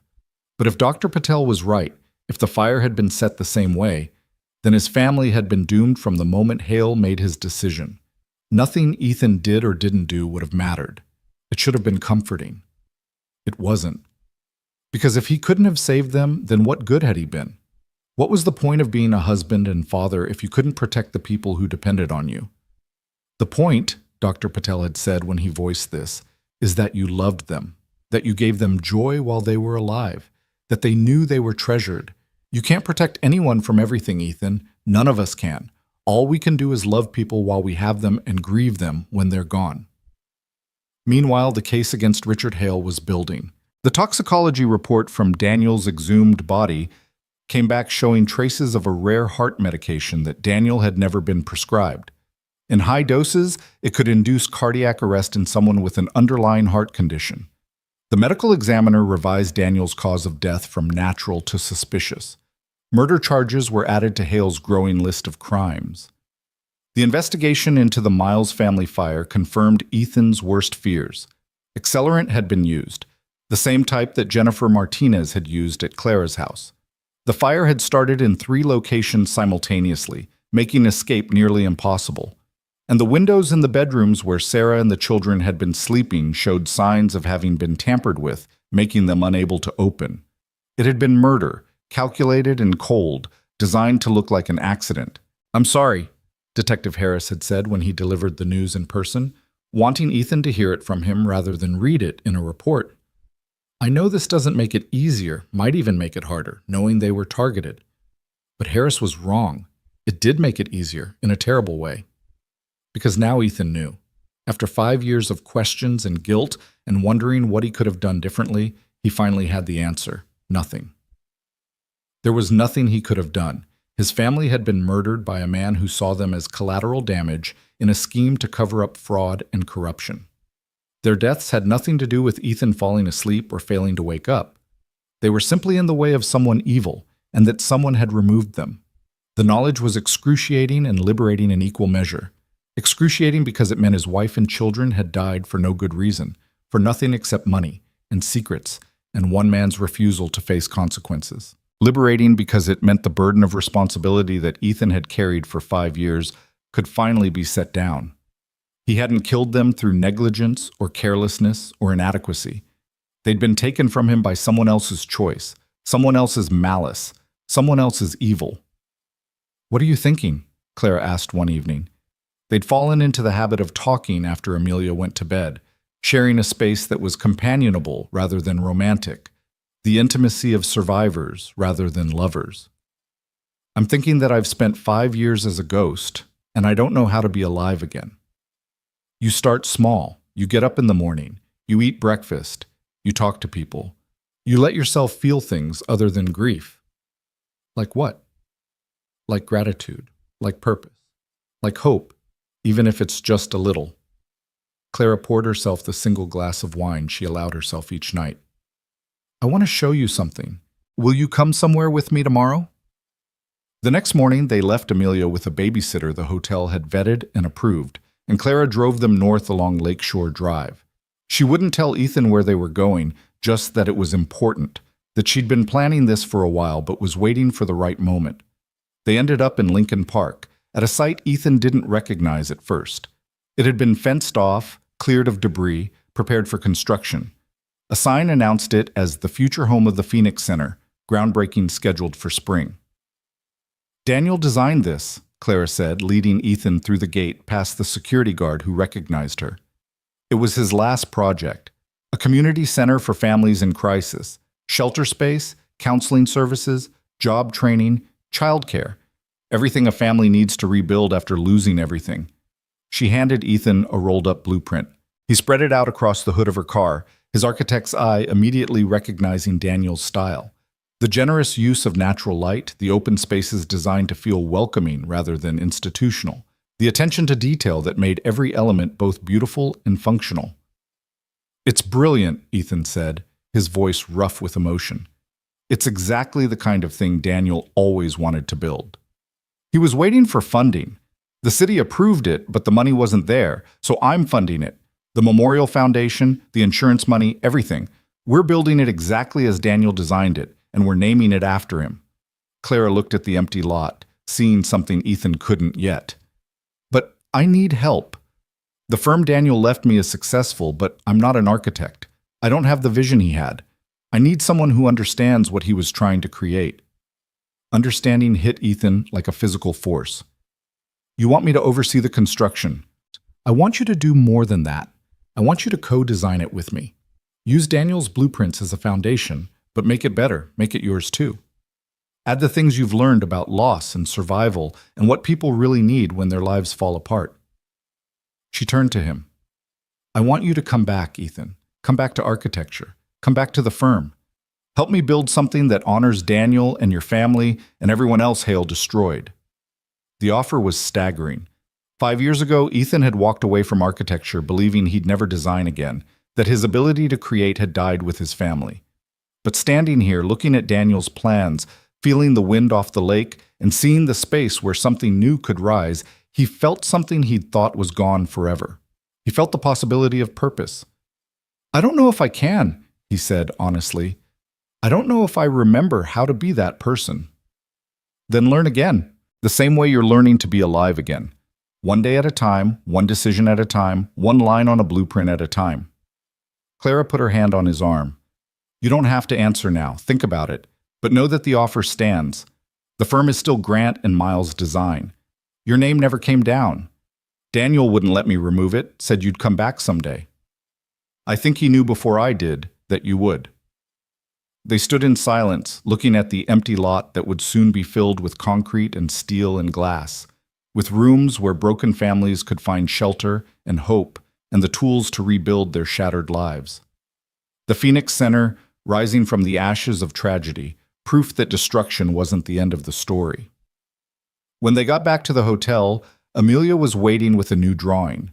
This one showed a building, not a house, but something larger, with lots of windows and people standing in front of it. In the sky above, she had drawn stars. And if you looked closely, some of the stars had faces. "Those are the people who died," Amelia explained, seeing Ethan study her drawing. "Daddy and your family. They're watching from heaven to make sure we build something good." Out of the mouths of children, Ethan thought again. This 6-year-old understood something profound about memory and legacy, about how the dead lived on through the actions of those who loved them, about how grief could be transformed into something constructive rather than destructive. That night, Ethan stood at his window overlooking Lake Michigan and thought about second chances, about how the world sometimes gave you opportunities to try again, to do better, to take the broken pieces of your life and build something new from the rubble. Clara's offer was more than a job. It was a chance to honor Daniel's memory by completing his work, a chance to honor Sarah and Emma and Jacob by creating something that would help other families survive what they hadn't, a chance to prove that Richard Hale's evil hadn't won, that the fires he'd set had forged survivors rather than just creating victims. Ethan pulled out his phone and made a call he'd been avoiding for 2 weeks. His mother answered on the third ring, her voice shocked to hear from the son who'd gone silent 5 years ago. "Mom," Ethan said, his voice breaking. "Mom, I need to tell you something about the fire, about why Sarah and the kids died. I need to tell you, and then I need to tell you I'm sorry for disappearing, for not letting you help, for everything." The conversation lasted 2 hours, ending with his mother crying and telling him she loved him, that she'd never stopped loving him, that she'd been praying for 5 years that he'd come back to them. She was in Florida now, had moved there with Ethan's stepfather 3 years ago. But she wanted to come visit, wanted to meet Clara and Amelia, wanted to see her son alive again after thinking she'd lost him along with her grandchildren. After he hung up, Ethan felt lighter. The weight hadn't disappeared, grief didn't work that way, but it had shifted, redistributed, become something he could carry without it crushing him. He looked at his reflection in the dark window and saw not a ghost, but a man. Damaged, scarred, still hurting, but alive. Still capable of building, of creating, of mattering. The next morning, he found Clara in the suite's living room, working on her laptop while Amelia did her online schoolwork at the dining table. "I'll do it," Ethan said without preamble. "The Phoenix Center, the firm, all of it. I'll come back." Clara looked up, her face transforming with a smile that reminded Ethan of Daniel, of the friend he'd lost, of the partnership that had once meant everything. "Yeah? Yeah. But I need to do it right. I need to go back to school, refresh my certifications, relearn everything I've forgotten, and I need therapy, regular therapy, not just twice a week, but as often as Dr. Patel thinks I need it. I can't do this halfway. If I'm coming back, I'm doing it properly." "Whatever you need. The foundation can cover your education, your therapy, everything. This isn't charity, Ethan. This is an investment in something Daniel believed in someone he believed in." Amelia abandoned her schoolwork and ran over, throwing her arms around Ethan's waist. "You're staying! You're really staying!" And Ethan, who hadn't been hugged by a child in 5 years, who'd thought he'd never feel that particular joy again, wrapped his arms around this little girl who'd watched him from her window and believed he was worth saving. "I'm staying," he confirmed, and realized he meant it. Not just staying in Chicago or staying at the hotel, but staying alive, staying present, staying in the world instead of drifting through it like smoke. The path forward wouldn't be easy. There would be dark days and setbacks and moments when the grief threatened to pull him back under. There would be the trial of Richard Hale to endure, testimony to give, trauma to relive in front of judges and juries, and the man who'd destroyed so much. There would be the hard work of rebuilding a career and a life and a sense of self that had been burned away 5 years ago. But for the first time since the night his family died, Ethan Miles had something more powerful than grief. He had purpose. He had people who needed him and work that mattered, and a future that extended beyond the next painful day. He had Clara's determination and Amelia's faith and Daniel's blueprints waiting to be transformed into something real and lasting and good. The fire had tried to destroy him, had destroyed so much, but it had also forged connections stronger than steel, had revealed truths that needed revealing, had brought together 3 people who might otherwise have never known each other. Clara had been right when she said that grief became part of you, a scar that ached but also marked you as someone who'd survived, who'd endured, who'd refused to let the worst thing that happened to them be the only thing that defined them. Outside, Chicago went about its business, millions of people living their lives, carrying their burdens, building their dreams. And somewhere in a jail cell, Richard Hale was beginning to understand that his schemes had finally caught up with him, that the fires he'd set had illuminated his crimes rather than concealing them. That justice might be slow, but it was coming for him with the inevitability of dawn after the longest night. Spring came to Chicago with the kind of tentative warmth that promised better days ahead, melting the last stubborn patches of snow and coaxing green from the trees in Lincoln Park. Ethan stood at the construction site of the Phoenix Center, Daniel's original blueprint spread across a makeshift table, his own modifications sketched in the margins. 3 months had passed since he'd agreed to come back to architecture. 3 months of relearning software and codes and regulations.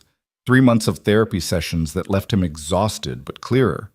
3 months of living in the hotel suite with Clara and Amelia and slowly understanding what it meant to be part of a family again. The construction crew had broken ground 2 weeks ago, And now the foundation was being poured, concrete trucks rumbling in and out while workers shouted instructions over the noise of machinery. Ethan watched it all with something that felt dangerously close to pride. He'd designed buildings before, but never one that mattered quite like this. Never one that would house people who'd lost everything, who needed not just shelter, but hope, who needed to believe that their stories weren't over just because tragedy had rewritten the chapters they'd planned. "You're doing that thing again," Clara said, coming up beside him with 2 cups of coffee from the food truck parked at the corner. "That thing where you look at the site like you're trying to memorize every detail. Daniel used to say you couldn't design a building you hadn't first built in your head, that you had to see it complete before you could make it real." Ethan accepted the coffee gratefully. "I'm trying to see it the way he did. The families coming through those doors, the kids playing in that courtyard, the counseling sessions happening in those rooms. If I can see it clearly enough, maybe I can build it right." "You're already building it right." The city inspector said your modifications to Daniel's design are brilliant. Something about load distribution and natural light optimization that went completely over my head. Clara smiled. "You're back, Ethan, really back. Not just going through the motions, but actually living in it." He wanted to argue, to point out all the ways he was still broken, still struggling, still waking up some mornings convinced that the last 3 months had been a dream, and he was still in his studio apartment in Pilsen pushing a mop across other people's floors. But the evidence was hard to deny. He was standing at a construction site he was managing. He was drinking coffee with a friend. He was making decisions about the future instead of just surviving the present. The trial of Richard Hale was set to begin in 2 weeks, and the prosecution had been building their case with methodical precision. They had Jennifer Martinez's testimony, the forensic evidence from both fires, the financial records showing Hale's fraud, the toxicology report from Daniel's exhumation, and a paper trail of corruption that stretched back 15 years. Assistant District Attorney Monica Chen had warned them it would be difficult. Hale had hired an expensive defense team that was already filing motions and trying to suppress evidence, but she was confident they had enough to convict. "Have you decided if you're going to testify?" Clara asked, reading his mind the way she'd gotten disturbingly good at doing over the past 3 months.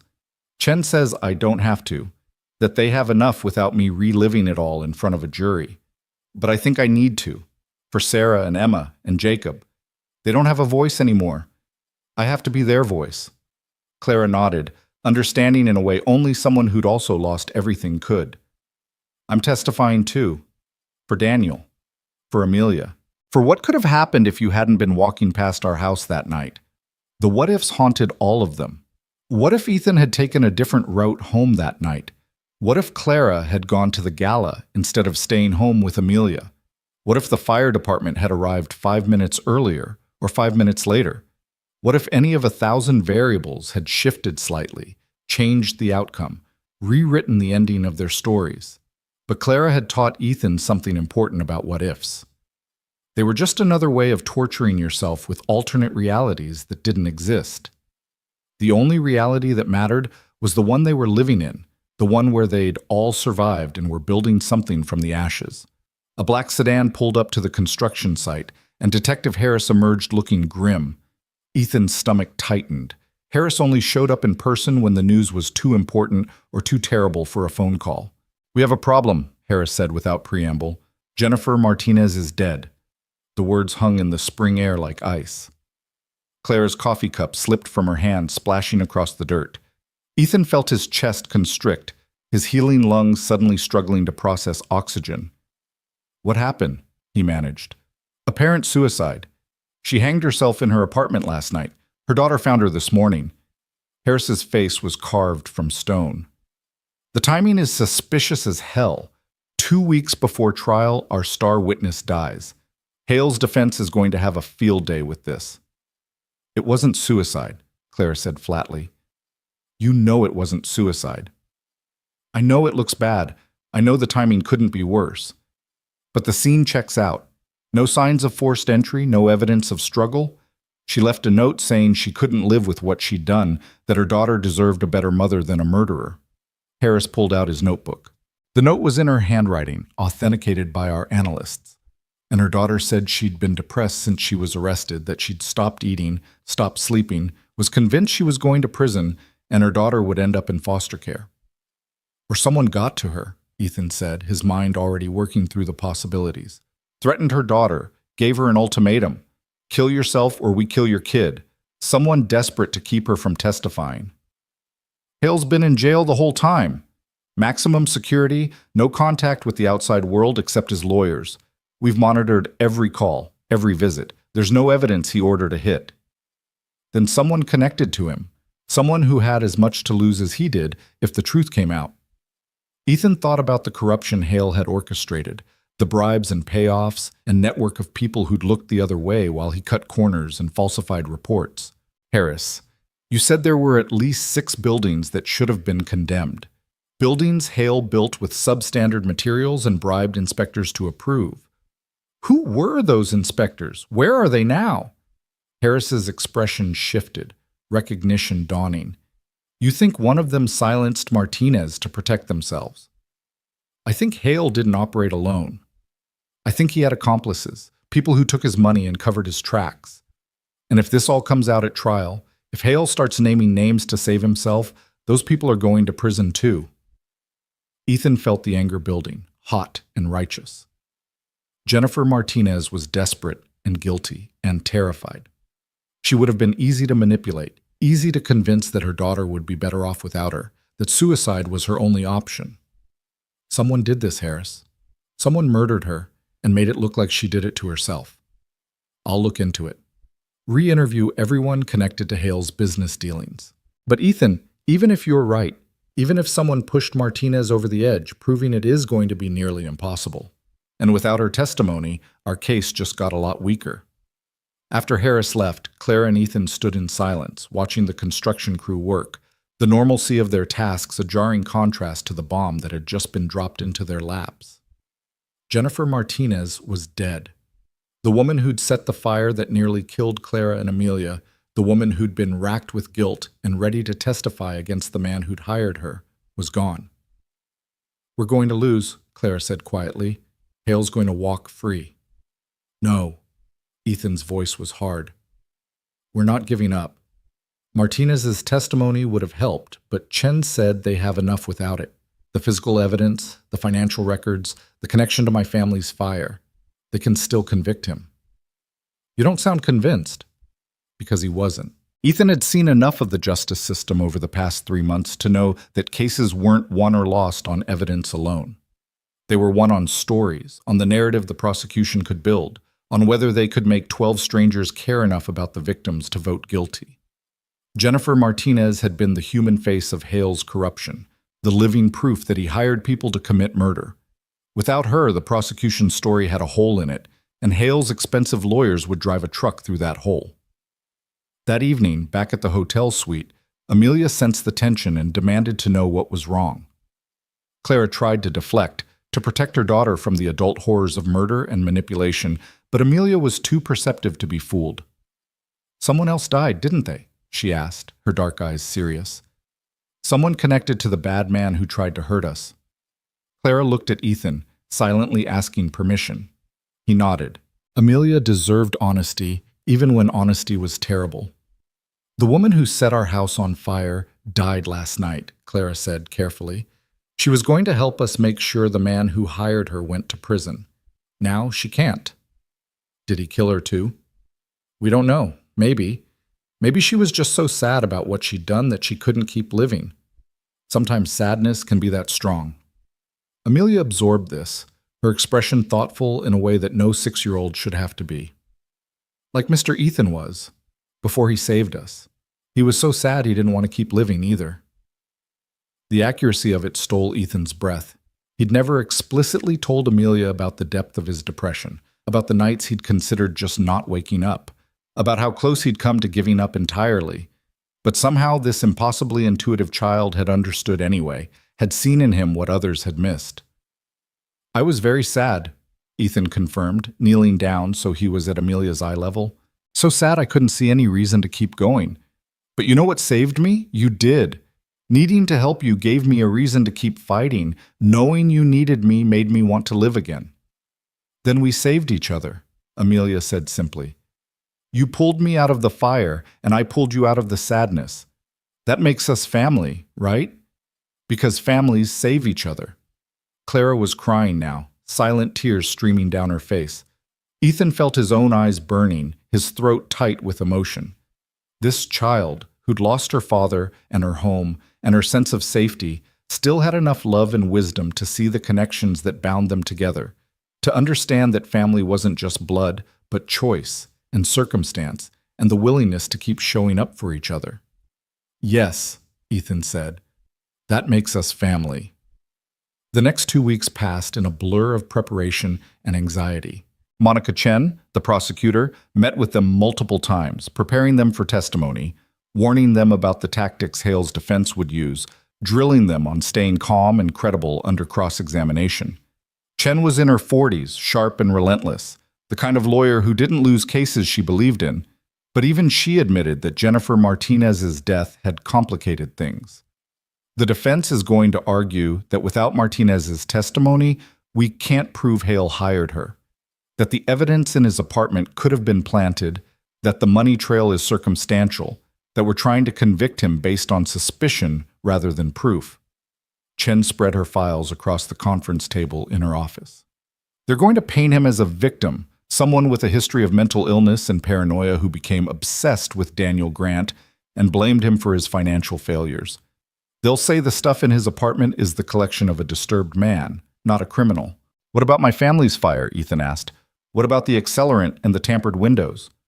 They'll argue there's no direct evidence linking Hale to that fire, that the similarities to the Grant fire are coincidental, that you're a grieving widower looking for someone to blame and you fixated on Hale because he had business disputes with your partner.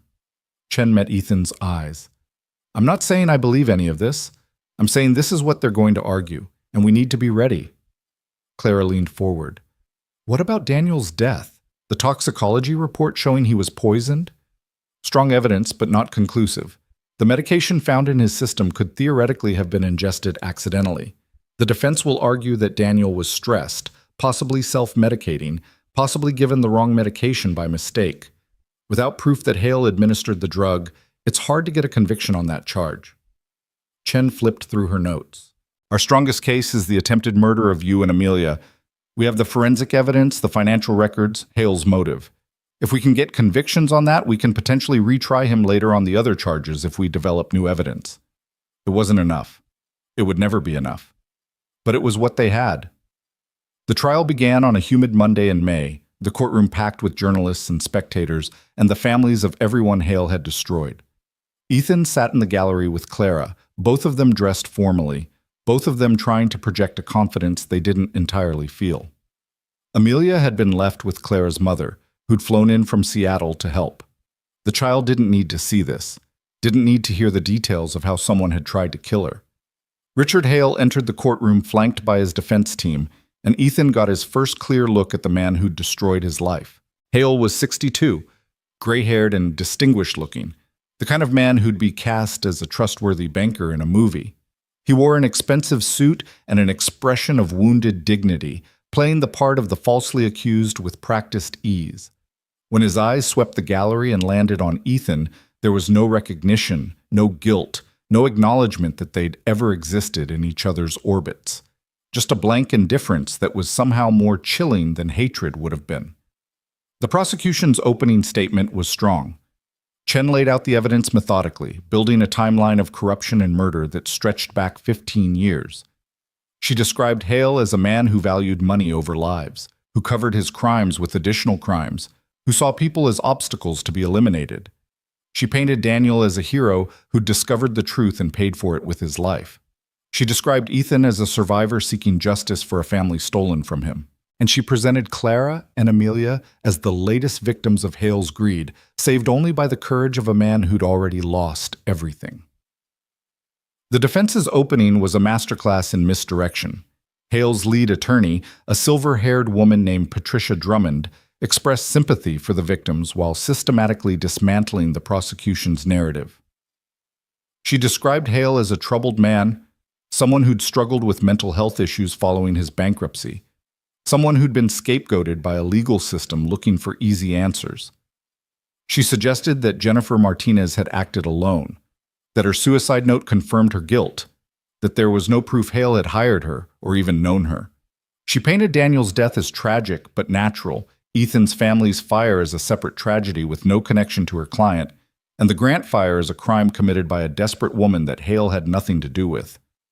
By the end of the first day, Ethan felt sick. Drummond was good, too good, and the jury was listening. Two of them were even taking notes during her opening statement, underlining whatever point she was making that resonated. "Don't panic," Chen told them during a break. "Opening statements are just previews. The evidence is what matters, and we've got the evidence."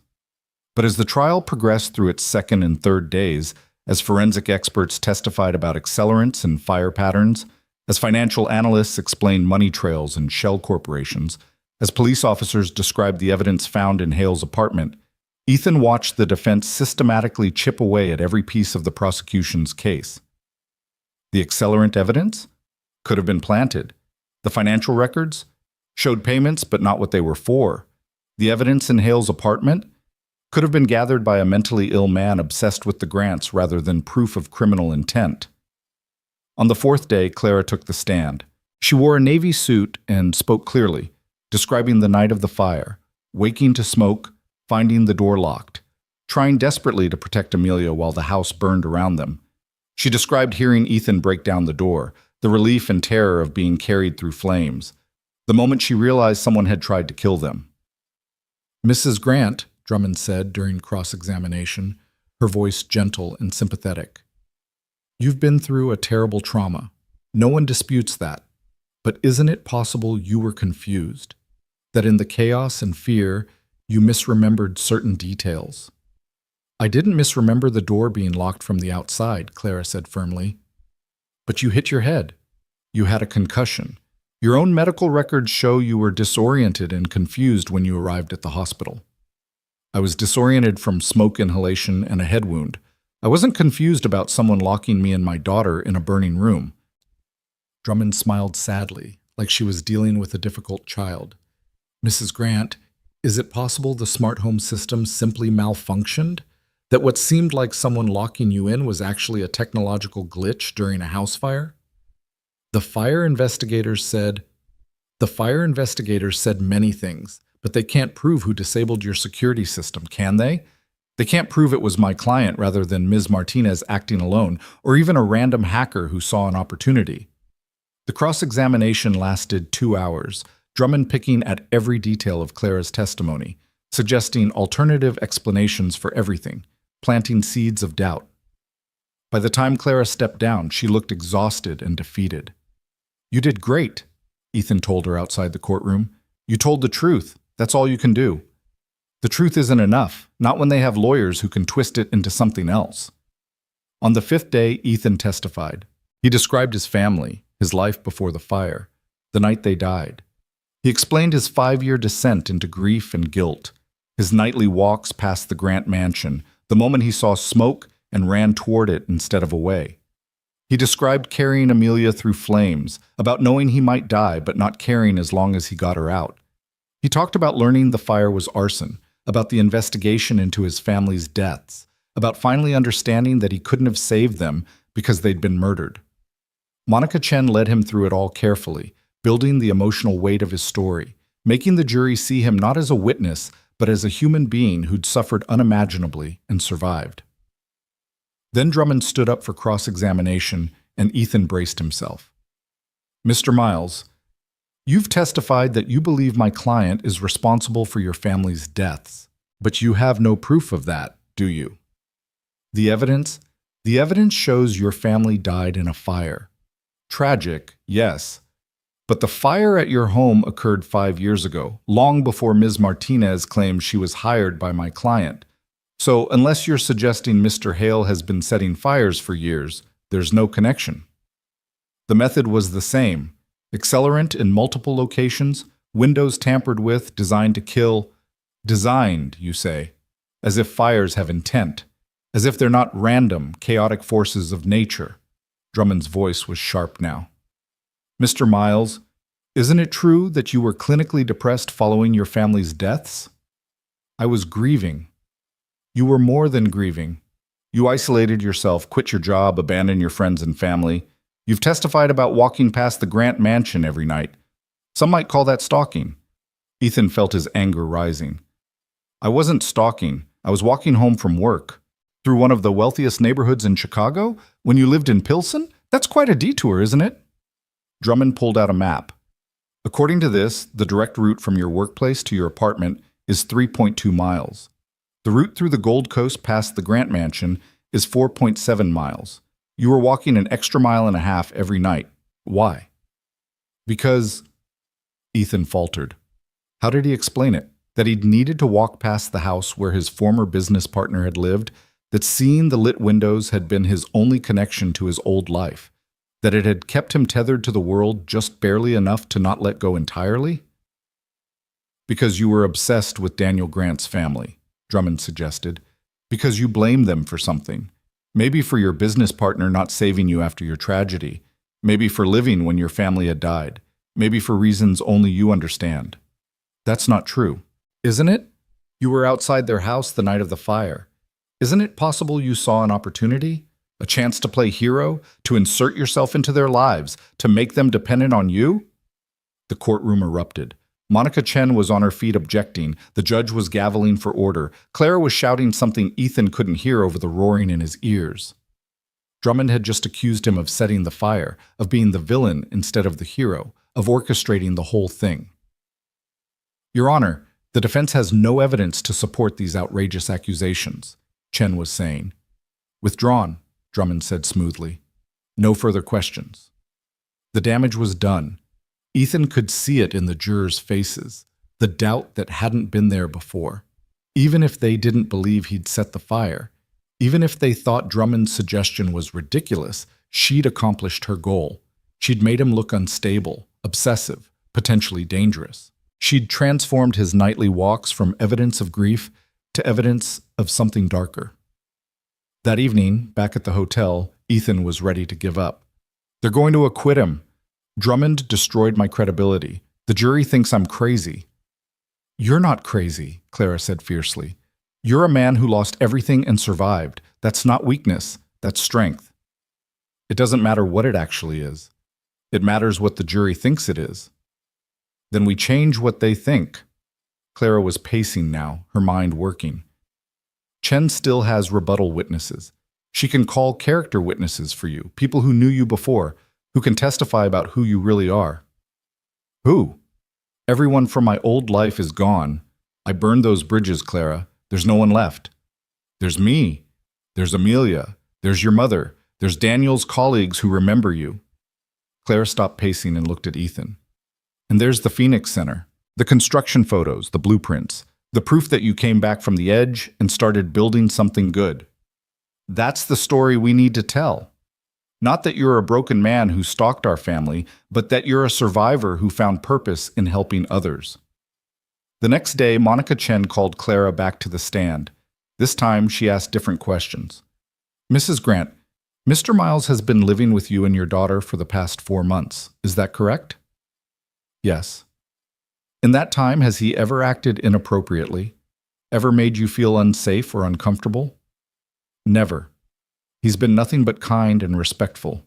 He's been like family. And your daughter, Amelia, how does she feel about Mr. Miles? She adores him. She calls him Uncle Ethan. She draws him pictures, asks him to help with her homework, tells him about her day. She trusts him completely, and my daughter is an excellent judge of character. Chen presented photos of Ethan at the Phoenix Center construction site, working alongside contractors, reviewing blueprints, clearly engaged and professional. She called 2 of Daniel's former colleagues who testified about Ethan's brilliance as an architect, his integrity, his devotion to his family before they died. She called Dr. Patel, who testified about Ethan's progress in therapy, about how he was actively working through his trauma in healthy ways. And finally, she called Ethan's mother, who flew in from Florida and sat in the witness box with tears streaming down her face as she described her son before the fire, the devastation afterward, and the miracle of having him back in her life. My son is a good man, she said. The best man I know. What happened to his family broke him, but it didn't destroy him. He saved 2 lives that night, risked his own life without hesitation. That's who Ethan is. That's who he's always been. The prosecution rested. The defense called their own experts, their own witnesses, people who testified about Hale's character and Jennifer Martinez's history of financial desperation. But they couldn't erase what Chen had established, that Ethan Miles was a hero, not a villain, and that Richard Hale had the motive, opportunity, and means to have orchestrated everything. The jury deliberated for 3 days. 3 days during which Ethan, Clara, and Amelia stayed in the hotel suite, barely eating, barely sleeping, waiting for 12 strangers to decide whether justice existed or whether evil could buy its way out of consequences. On the afternoon of the 3rd day, word came. The jury had reached a verdict. The courtroom was silent as the jury foreman stood up, as the judge asked if they'd reached a unanimous decision, as the foreman confirmed they had. Ethan gripped Clara's hand so tightly he was probably hurting her, but she didn't pull away. On the charge of attempted murder of Clara Grant, how do you find? We find the defendant guilty. The courtroom exhaled as one, but there were more charges. On the charge of attempted murder of Amelia Grant, how do you find? Guilty. On the charge of arson in the 1st degree? Guilty. On the charge of murder in the 1st degree of Daniel Grant?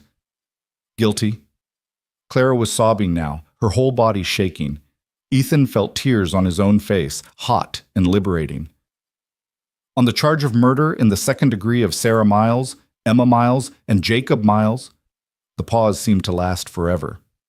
Guilty on all counts. Richard Hale, who'd sat expressionless through the entire verdict, finally reacted.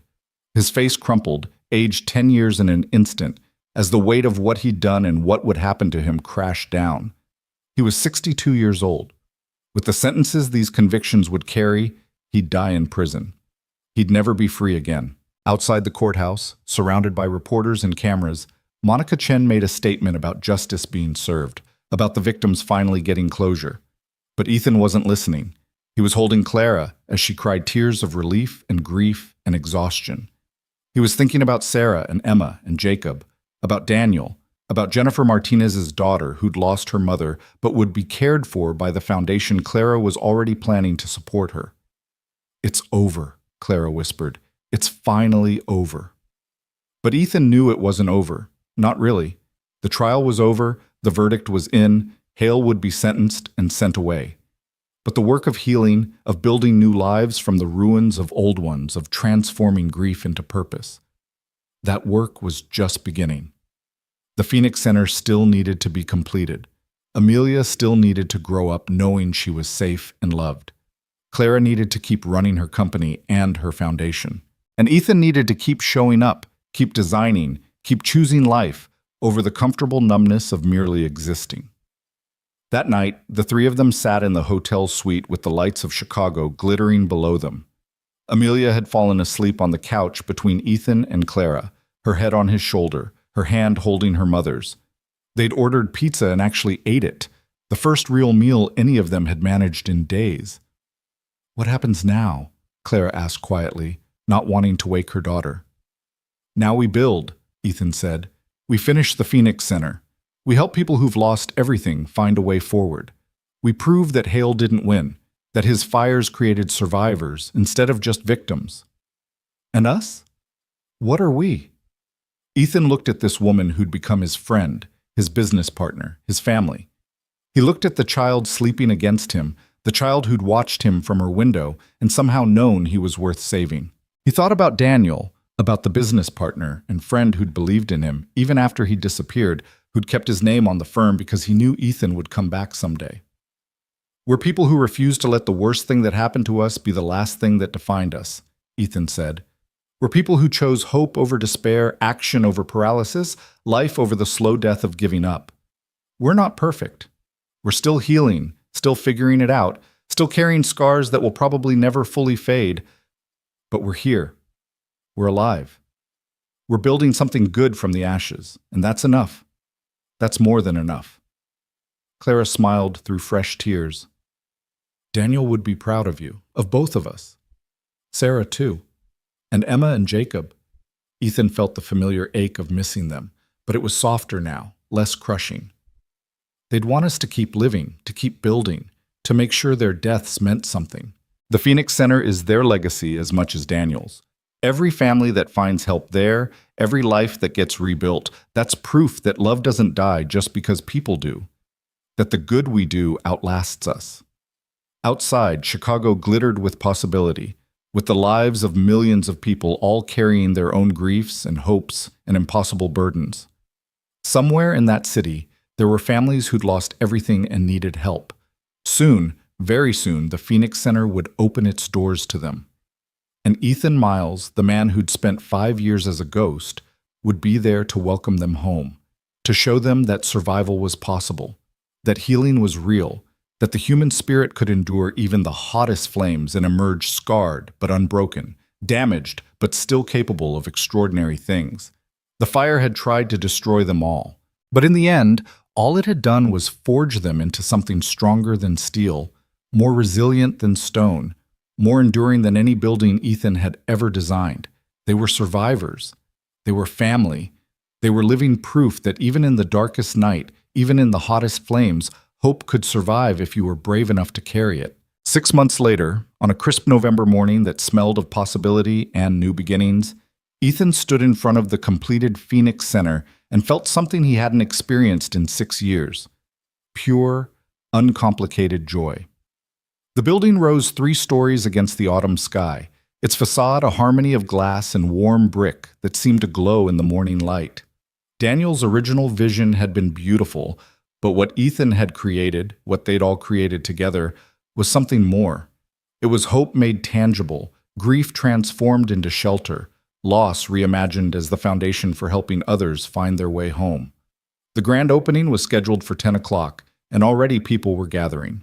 City officials and donors, families who'd be among the first residents, reporters documenting this moment when something good rose from the ashes of tragedy. But Ethan wasn't watching the crowd. He was looking at the bronze plaque being installed beside the main entrance, the one that read, "The Daniel Grant Phoenix Center, in memory of Daniel Grant, Sarah Miles, Emma Miles, and Jacob Miles. From the ashes, we rise." Clara came to stand beside him, beautiful in a burgundy dress, her hair pulled back to show the small scar on her temple where she'd hit her head the night of the fire. She'd stopped covering it with makeup months ago, had decided scars were nothing to hide. They were proof you'd survived something that tried to kill you. "It's perfect," she said softly. Daniel would have loved it. The way the light comes through those windows, the courtyard where kids can play safely, the common spaces designed to feel like home instead of an institution. You honored his vision and made it better. "We made it better," Ethan corrected. "None of this happens without you, without your foundation, your funding, your refusal to let grief be the end of the story." Amelia appeared between them, wearing a navy dress with white flowers and clutching a rolled-up piece of paper. She was 7 now, taller and more confident, but still carrying that same luminous certainty that had made her watch Ethan from her window and believe he'd come when she needed him. "Can I read my speech now, before everyone gets here? I want to practice on you first." "Of course, sweetheart." Clara knelt down to Amelia's level. "Go ahead." Amelia unrolled her paper and cleared her throat with exaggerated seriousness. "My name is Amelia Rose Grant, and my daddy died when I was 4 years old. I don't remember everything about him, but my mommy tells me stories. She says he wanted to build a place where people who lost everything could feel safe again. Then our house burned down and someone tried to hurt me and mommy. But Uncle Ethan saved us. He ran into the fire even though he was scared, even though he could have died, because that's what heroes do. They help people even when it's hard." She looked up from her paper. "Is that good so far?" "It's perfect," Ethan said, his voice rough with emotion. "Keep going." Uncle Ethan lost his family in a fire too, a long time ago. It made him so sad he couldn't see anything good anymore. But then he saved us and we saved him back because that's what families do. And now we built this place together for people who are sad like we were sad, who lost things like we lost things. My teacher says that making something good out of something bad is called resilience. I think it means you're stronger than the things that hurt you." Amelia folded her paper carefully. "The end. Except I'm also supposed to say thank you to everyone who donated money and helped build it and stuff. Mommy wrote that part for me because I don't know all their names." Clara pulled her daughter into a hug, holding on perhaps a moment longer than necessary. Ethan watched them and felt his heart expand with something that wasn't quite grief and wasn't quite joy, but some combination of both. The bittersweet awareness that life continued, that love persisted, that families formed and reformed and found each other in the wreckage. The crowd began to swell as 10 o'clock approached. Ethan recognized faces from the trial. Monica Chen looking proud and polished, Detective Harris in a suit that looked uncomfortable on his detective frame, even some of the jurors who'd convicted Richard Hale and had followed the Phoenix Center's construction through news reports. There were architecture colleagues Ethan hadn't seen in 6 years, people who remembered him from before and had reached out tentatively after the trial, testing whether he was ready to rejoin the world. His mother was there with his stepfather, both of them beaming with pride. And scattered throughout the crowd were the families who'd be moving into the Phoenix Center over the next few weeks. People who'd lost homes to fires or floods or foreclosures. People who needed not just shelter, but the kind of comprehensive support the center was designed to provide. Clara took the podium first, thanking the donors and city officials and construction crews who'd made this possible. She spoke about Daniel, about his vision of architecture as service, about his belief that buildings should heal rather than just house. Her voice was steady, but Ethan could see her hands trembling slightly as she gripped the podium, could see the effort it took to speak about her late husband in front of hundreds of people without breaking down. "My husband died believing he'd failed," Clara said, believing that the corruption he'd discovered would destroy everything he'd built, that his legacy would be defined by what he couldn't prevent. But Daniel's real legacy is this building, these families, this proof that one person's vision can ripple outward long after they're gone. He's not here to see it completed, but I know he's watching, and I know he's proud. Then it was Ethan's turn. He approached the podium on legs that felt unsteady, his architect's mind cataloging every detail of the building behind him, the precision of the brickwork, the angles of the solar panels on the roof, the accessibility ramps that had been Daniel's particular passion. He'd spent 6 years not speaking, not engaging, not letting anyone see him. Now he was about to speak to hundreds of people about the worst and best moments of his life. 6 years ago, I was an architect who believed buildings could change lives, Ethan began. Then I lost my wife Sarah, my daughter Emma, and my son Jacob in a house fire. I lost my family, my career, my faith in everything I'd believed about the world being fundamentally good and safe. I became a janitor who cleaned other people's buildings because I couldn't imagine creating anymore. I walked through my life like a ghost, just marking time until I could stop pretending to be alive. He saw his mother wipe her eyes, saw Clara watching him with encouragement and understanding, saw Amelia standing in the front row, her small face solemn and attentive. Then one December night, I walked past a house that was burning. Inside were Clara and Amelia Grant, trapped by a fire that was meant to kill them. I had a choice in that moment. I could keep walking, could let someone else be the hero, could stay safely in my grief and isolation, or I could run toward the fire instead of away from it. I could choose, just for one moment, to believe that saving someone else might save me too. The crowd was silent, hanging on every word. Ethan felt the weight of their attention, but also their empathy, their understanding that this story was about more than just one fire or one rescue. It was about everyone who'd ever lost something and had to decide whether to let that loss define them or transform them. We learned later that both fires, the one that killed my family and the one that nearly killed the Grants, were set by the same man. Richard Hale murdered my family to cover up his crimes. He tried to murder Clara and Amelia for the same reason. He stole years from all of us, caused pain that we're still working through. But what he didn't count on was that we'd survive, that we'd find each other, that we'd take our grief and our anger and our loss and build something that would help other people survive their own tragedies. Ethan gestured to the building behind him. The Phoenix Center isn't just a building. It's a promise that losing everything doesn't mean the story is over, a promise that communities can rebuild, that families can heal, that hope is stronger than despair if we're brave enough to reach for it. Daniel Grant designed this place to be a refuge. I tried to honor his design while adding what I've learned about what people really need when they've lost everything, light and space and dignity. The belief that their lives still matter, that their pain is seen, that they're not alone in the rebuilding. He looked directly at Amelia. A very wise 7-year-old once told me that making something good out of something bad is called resilience. She was right. This building is resilience. Every family that finds shelter here, every child who grows up in these walls feeling safe, every person who gets counseling or job training or childcare or just a community that sees them and values them, that's resilience. That's us refusing to let tragedy have the last word. The applause started before he'd finished, building like a wave. Ethan stepped back from the podium, overwhelmed, and felt Clara's hand slip into his. They stood together as Amelia came forward to read her speech, her small voice amplified by the microphone, but needing no amplification for the truth it carried. The crowd listened to this child describe loss and rescue and the way families could form from the most unlikely circumstances.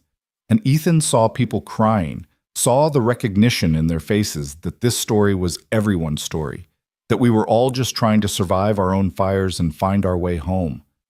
After the speeches, after the ribbon cutting and the tours and the endless photographs, after the caterers had served lunch and the families had been shown to their new apartments and the reporters had gotten their sound bites, Ethan found himself alone in the building's central courtyard. Daniel had designed this space as a green heart for the center, a place where residents could grow vegetables and flowers, where children could play under the supervision of parents who could watch from any window. Ethan had added a fountain, simple but elegant, with a bronze sculpture of a phoenix rising from flames. "It's everything you hoped it would be," a voice said behind him. Ethan turned to find Detective Harris still looking uncomfortable in his suit. The detective had become something like a friend over the past months, checking in regularly, making sure Ethan and Clara knew about every development in Hale's case. The monster was in prison now, would die there, but Harris had made sure they knew about every appeal that was filed and denied, every attempt to overturn the verdict that failed. "I didn't let myself hope," Ethan admitted. Hoping felt dangerous, like tempting fate to take it away again. And now I'm learning that hope isn't about being certain things will work out. It's about choosing to believe they can, even when you have no guarantees. It's about building something anyway, loving people anyway, showing up for life anyway, even after you've learned how quickly it can all disappear. Harris nodded. "For what it's worth, I've been a detective for 23 years. I've seen a lot of tragedy, a lot of evil, a lot of people destroyed by circumstances beyond their control. But I've also seen people like you and Clara, people who take the worst thing that ever happened to them and somehow transform it into fuel for something good. You're not victims anymore. You're builders. That matters." After Harris left, Ethan sat on the edge of the fountain and watched the water cascade over the bronze phoenix. He thought about Sarah and Emma and Jacob, about whether they could see this somehow, whether the dead watched over the living or whether that was just a comforting story people told themselves. He decided it didn't matter. Whether they could see it or not, he was living in a way that honored them. He was creating beauty, helping people, choosing life over the slow death of depression and isolation. He was being the man Sarah had fallen in love with, the father Emma and Jacob had looked up to, the architect who believed buildings could heal. "Uncle Ethan?" Amelia had appeared beside the fountain, her dress slightly grass-stained from playing in the courtyard with some of the other children who'd be living at the center. "Mommy says we have to go soon, but I wanted to give you something first." She pulled out another drawing, this one carefully preserved in a plastic sleeve. It showed the Phoenix Center exactly as it looked now, surrounded by people and flowers and sunshine. In the sky above, she'd drawn 4 stars, each one with a face: Daniel, Sarah, Emma, and Jacob. "They're watching over us," Amelia said, "making sure we did it right. And I think they're happy. I think they're proud." Ethan took the drawing with hands that trembled. "Thank you, Amelia. This is the most beautiful thing anyone's ever given me." "You're welcome. Also, Mommy wanted me to ask you something, but she's being shy about it, which is weird because Mommy is never shy." Amelia's expression turned mischievous. "She wants to know if you want to move into the new house with us instead of staying at the hotel." Ethan's heart stuttered. "What new house?" "The one we're building or buying. I don't know the details because they think I'm too young to understand real estate, but basically, we're getting a real house again, and Mommy wants to know if you want to have your own room there. Like, officially live with us. As family." Clara had appeared at the courtyard entrance, looking mortified. "Amelia Rose Grant, I was going to ask him myself." You were taking too long and we have to leave soon. Amelia was unrepentant. Besides, Uncle Ethan was going to say yes anyway. Right, Uncle Ethan? Ethan looked at Clara, at this woman who'd become his partner in every way that mattered, who'd given him back his career and his purpose, and his ability to believe in tomorrow. They'd been dancing around this for months, this question of what they were to each other. Not romantic. That wasn't what either of them needed or wanted. Not yet, maybe not ever. But family, chosen and deliberate and real. Yes, Ethan said. Yes, I want to live with you, both of you, if you're sure. Clara's smile was radiant. I've never been more sure of anything. You're already family, Ethan. We're just making it official. They left the Phoenix Center as the sun began to set, painting the building in shades of gold and amber that made it look like it was glowing from within. Ethan took one last look at the structure he and Daniel had created together across time and death, at this monument to resilience and hope and the human capacity to build something good from the ashes of loss. The drive back to the hotel took them past 1847 North Dearborn Street, or what remained of it. The burned mansion had been torn down months ago, the lot cleared and sold to a developer who was building something new. Clara had been fine with it, had said she didn't need to keep the physical location where so much trauma had occurred. The memories she wanted to keep weren't tied to a place. They were tied to people, to love, to the family she and Daniel had built, and the new family she was building with Ethan and Amelia. But as they passed the empty lot, Ethan thought about that December night 6 years ago when everything had changed. If he'd taken a different route home from work that night, if he'd walked faster or slower by even a minute, if Amelia's window had been dark instead of lit, if any of 1,000 variables had shifted slightly, Clara and Amelia might have died and Ethan might have stayed lost in his grief forever. The what-ifs could paralyze you if you let them, could trap you in endless cycles of wondering about roads not taken and choices not made. But they could also fill you with gratitude. Gratitude that despite impossible odds, despite all the ways things could have gone wrong, somehow they'd all found each other. Somehow they'd survived. Somehow they'd taken their separate tragedies and woven them together into something that looked remarkably like hope. Over the following weeks, they settled into new rhythms. Clara found a house in Lincoln Park, close enough to the Phoenix Center that Ethan could walk to work, spacious enough that they each had privacy, but designed in a way that encouraged togetherness. Ethan moved his few possessions from the hotel's storage.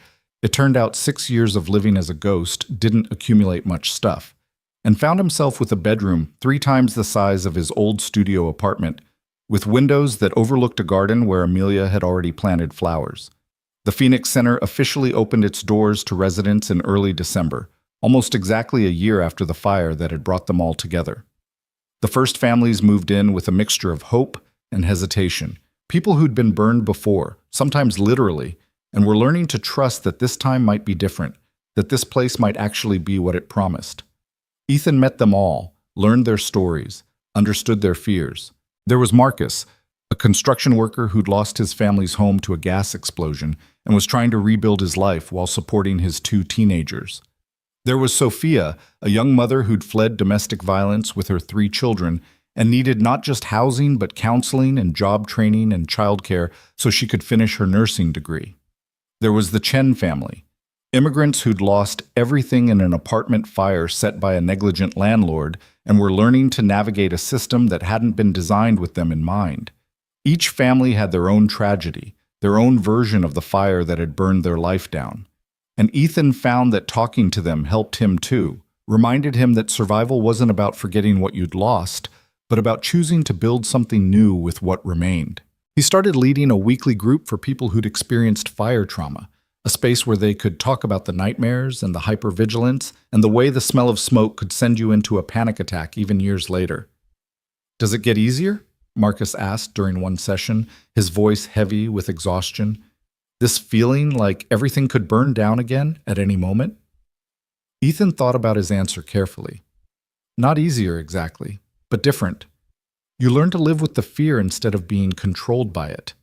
You learn that surviving once means you can survive again if you have to.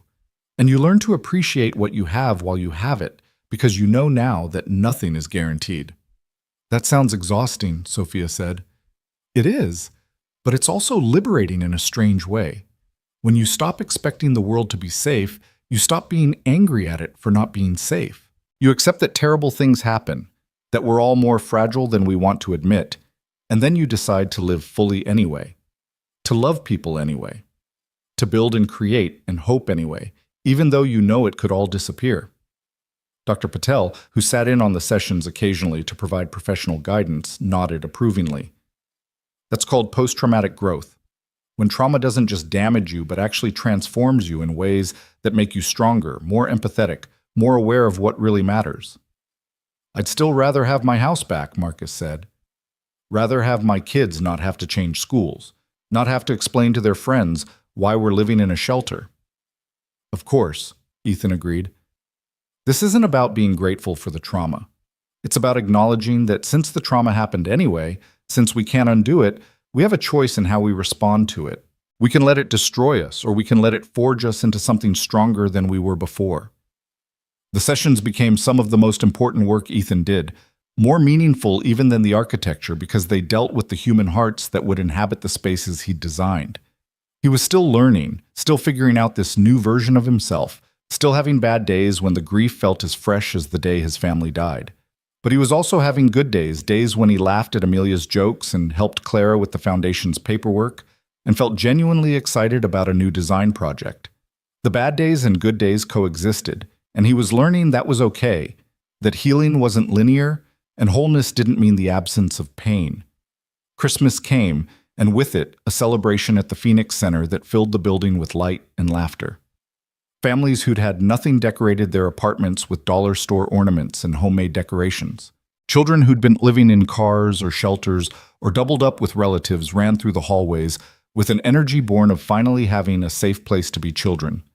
Clara's foundation provided gifts for everyone, but more importantly, it provided community. People who understood loss because they'd experienced it themselves, who could support each other without judgment or pity because they were all in the same boat.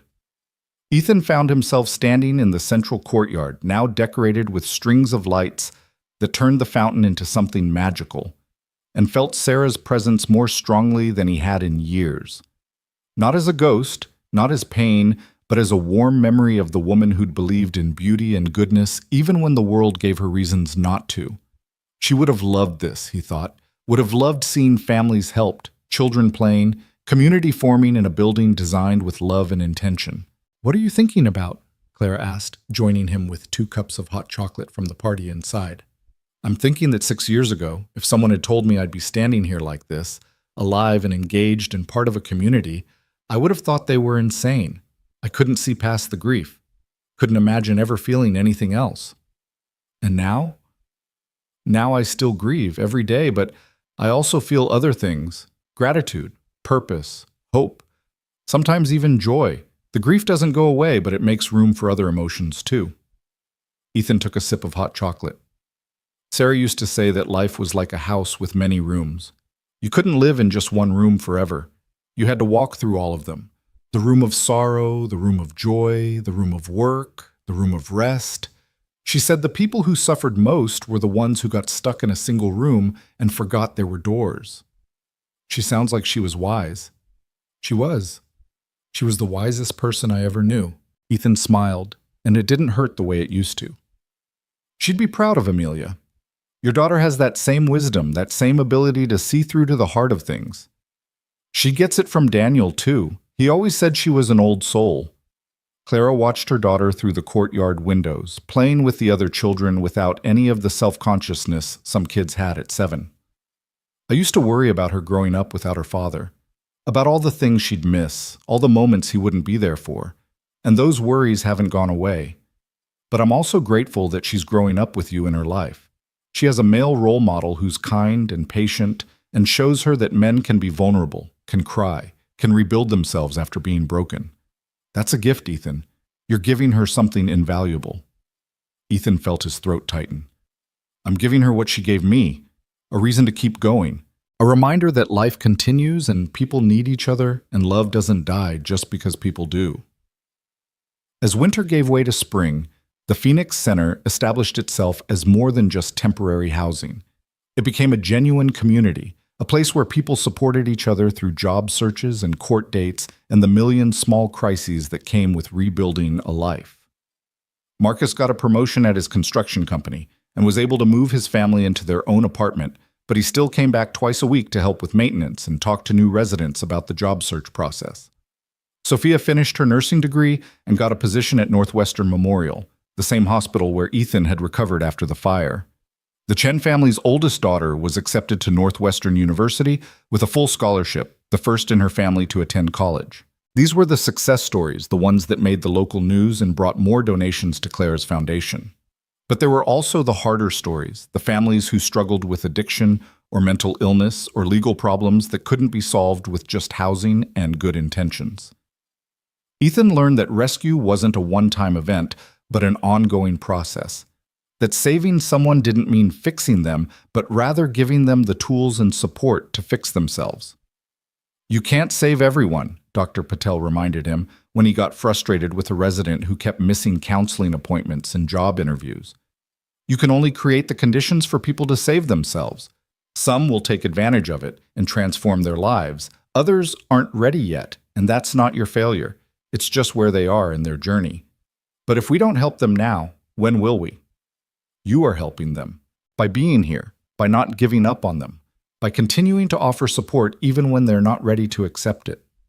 Sometimes the most important thing we do is just show people that someone cares, that they matter, that they're worth the effort, even if they're not ready to believe it themselves yet." It was a hard lesson, learning to hold space for people without taking responsibility for their choices. But it was also a necessary one, because Ethan realized he'd been doing the same thing to himself for 6 years, taking responsibility for deaths he couldn't have prevented, blaming himself for not saving people who'd been murdered by someone else's deliberate choice. Learning to extend compassion to the residents who were struggling meant learning to extend compassion to himself too, to accept that he'd done the best he could with what he knew at the time, that grief had temporarily broken him but hadn't permanently destroyed him. On a warm evening in May, Clara called a family meeting.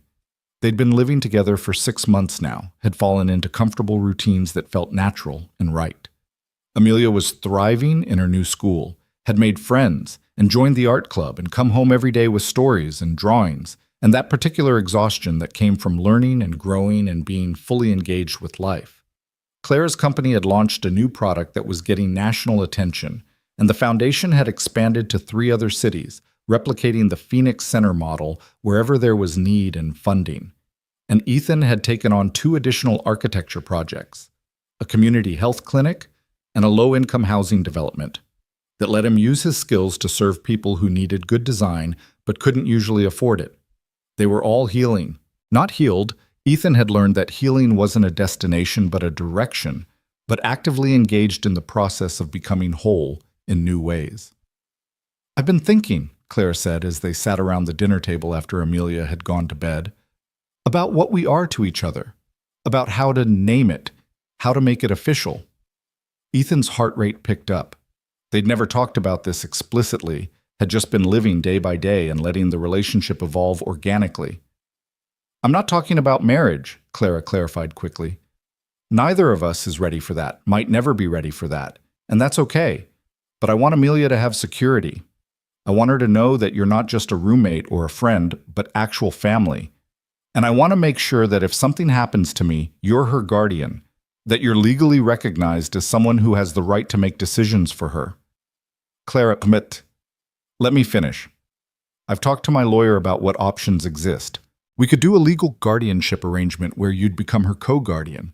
We could look into you adopting her as a second parent, though that's complicated when there's no romantic relationship. Or we could keep things as they are legally, but put it in my will that you're her guardian if I die." Clara took a breath. "I wanted to know what you're comfortable with before I make any decisions." Ethan thought about Amelia, about this child who'd watched him from her window and somehow seen past his grief to the person underneath. He thought about bedtime stories and homework help and the way she called him Uncle Ethan, but with a weight that suggested the title meant more than casual friendship. He thought about Emma and Jacob, about the children he'd lost and would never stop missing, and about whether it was betrayal to love another child with that same fierce protective instinct. But he knew Sarah would have told him it wasn't betrayal, but honor. That loving Amelia didn't diminish his love for Emma and Jacob, but rather extended it, proof that his capacity for fatherly love hadn't died with his children, but had simply been waiting for someone else to need it. "I want to be her guardian," Ethan said. "Co-guardian. Adoption. Whatever makes the most sense legally. I love her, Clara. She's not my daughter by blood, but she's my daughter in every way that matters. And if something happened to you, I'd want to make sure she's taken care of, that she knows she's not alone, that she has someone who will fight for her the way you fought for her." Clara's eyes filled with tears. "Thank you, God, thank you. I didn't realize how worried I was about this until just now. Amelia's already lost her father. The thought of her losing me too and ending up with some distant relative who doesn't really know her, who doesn't understand what she's been through."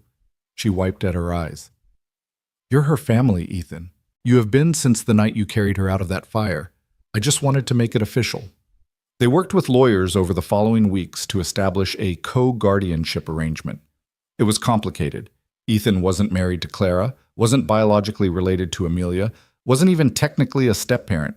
But Clara had enough money to hire lawyers who could figure out the complexities, and eventually they had documents that legally recognized Ethan as having parental rights and responsibilities for Amelia. They sat her down and explained it in terms she could understand, that Uncle Ethan was officially her family now, that he'd help take care of her and make decisions about her life, that he'd be there for her no matter what. "So you're like my dad now?" Amelia asked, trying to work through the implications. "I could never replace your father," Ethan said carefully. "Daniel will always be your dad, and you should always remember him and love him. But yes, I'm taking on a dad-like role in your life. Does that feel okay to you?" Amelia thought about it with the seriousness she brought to all important questions. "Can I call you Dad? Or would that be weird?" Ethan felt his heart crack open. "You can call me whatever feels right to you. Uncle Ethan, Dad, just Ethan, whatever you're comfortable with. I think I want to call you Dad Miles, because you're a different dad than Daddy was, but you're still dad-shaped." Amelia grinned at her own logic. "And when I'm older and I tell people about my family, I can say I had two dads. Daddy who died when I was little, and Dad Miles who saved me from the fire and stayed." "Dad Miles," Ethan repeated, testing the words. They felt strange and wonderful and terrifying all at once. "I'd be honored to be Dad Miles." The summer brought the one-year anniversary of the Phoenix Center's opening, and with it a celebration that drew people from across the city. All of the original families were there, most of them having moved on to permanent housing but maintaining connections to the community they'd built during their darkest times. New families had moved in to take their places, continuing the cycle of rescue and rebuilding. Clara's foundation had raised enough money to start construction on Phoenix Centers in 3 other cities, each one designed by Ethan using Daniel's original concepts adapted to local needs. But the centerpiece of the anniversary celebration was the memorial garden they'd created in the courtyard. Bronze plaques listed the names of everyone who died in fires in Chicago over the past decade, including Sarah, Emma, Jacob, and Daniel. It wasn't just a memorial to the dead, but a promise to the living, that their losses wouldn't be forgotten, that something good could rise from even the most terrible tragedies, that love and community and purpose could grow in soil fertilized by grief. Ethan stood in front of the plaque bearing his family's names and felt Clara's hand slip into his left hand and Amelia's into his right. They stood together, this chosen family born from fire and loss and the decision to keep living anyway. And Ethan finally understood what Sarah had meant about houses with many rooms. He'd spent 6 years locked in the room of sorrow, convinced it was the only room he deserved, the only room that made sense after losing everything. But Clara and Amelia had opened doors he didn't know existed, had shown him that grief and joy could coexist, that you could honor the dead while embracing the living, that the human heart was vast enough to hold both terrible loss and unexpected gifts. "Do you think they can see us?" Amelia asked, looking at the names on the plaque. "All the people who died. Do you think they know what we built?" "I think," Ethan said slowly, choosing his words with care, "that if there's any kind of afterlife, if there's any way for the dead to remain connected to us, they see us in the way that matters most. Not watching us like a movie, but living on through the choices we make, the love we share, the way we refuse to let their deaths be the end of the story." Your dad is in this building because we used his designs. My family is in the work we do helping other families survive their own fires. They're not gone as long as we keep carrying them forward. I like that, Amelia decided. It means they're not really dead. They're just different. Like the phoenix in the fountain. They burned away, but they turned into something else. Something that helps people. Out of the mouths of children, Ethan thought for what must have been the 100th time. This 8-year-old understood transformation in a way that many adults never grasped. She understood that death wasn't the opposite of life, but part of it. That loss created space for new forms of love. That the people we'd been and the people we'd become were all part of the same continuous story. As the sun set over Chicago, turning the Phoenix Center golden in the late light, Ethan felt something he'd thought was impossible 6 years ago. He felt grateful. Not grateful for the fire or the deaths or the trauma, but grateful for the unexpected gift of this new family, this meaningful work, this second chance at a life that mattered. Grateful that on one December night, a little girl had watched from her window and believed in him when he didn't believe in himself. Grateful that grief hadn't killed him, that purpose had found him even in his darkest moment, that love had proven stronger than loss. The night ended with everyone gathered in the central courtyard, surrounded by the memorial garden and the fountain with its bronze phoenix, and Ethan was asked to say a few words.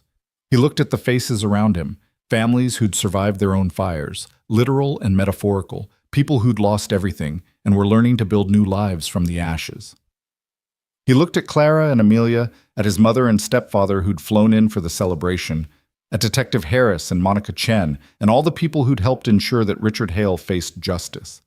He looked at the building itself, this monument to resilience and hope that he and Daniel had created together across the barrier of death. 1 year ago, Ethan began, this place opened its doors to people who'd lost everything.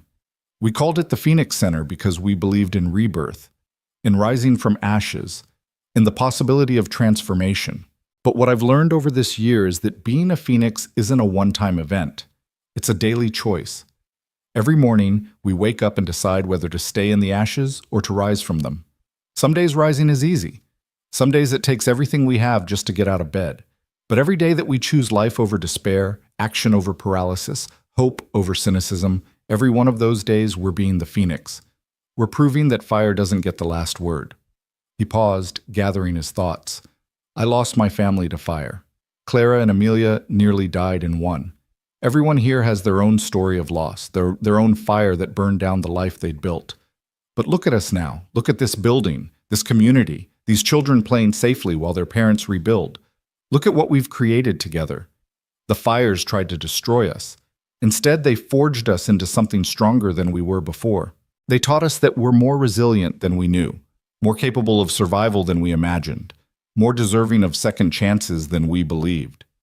Ethan felt his voice thicken with emotion, but pushed through. To everyone who's walked through the doors of the Phoenix Center this year, thank you for letting us be part of your journey. Thank you for trusting us with your stories. Thank you for choosing to rise when staying down would have been easier.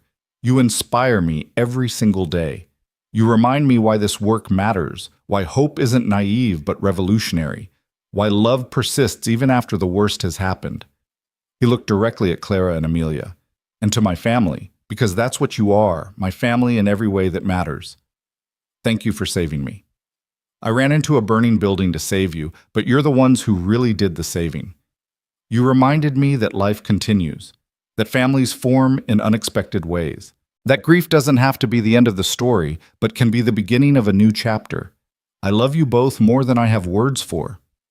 Amelia was crying, Clara was crying, and Ethan realized he was crying too. But they were good tears, healing tears, tears that washed away some of the accumulated pain of the past 6 years and left something cleaner, clearer, more alive in its place. The crowd applauded, and someone started singing, and soon everyone joined in, their voices rising together in the twilight, carrying hope and healing and the promise of tomorrow into the gathering dark. The Phoenix Center glowed with light from every window, a beacon in the Chicago night, proof that from the ashes of tragedy, something beautiful could rise.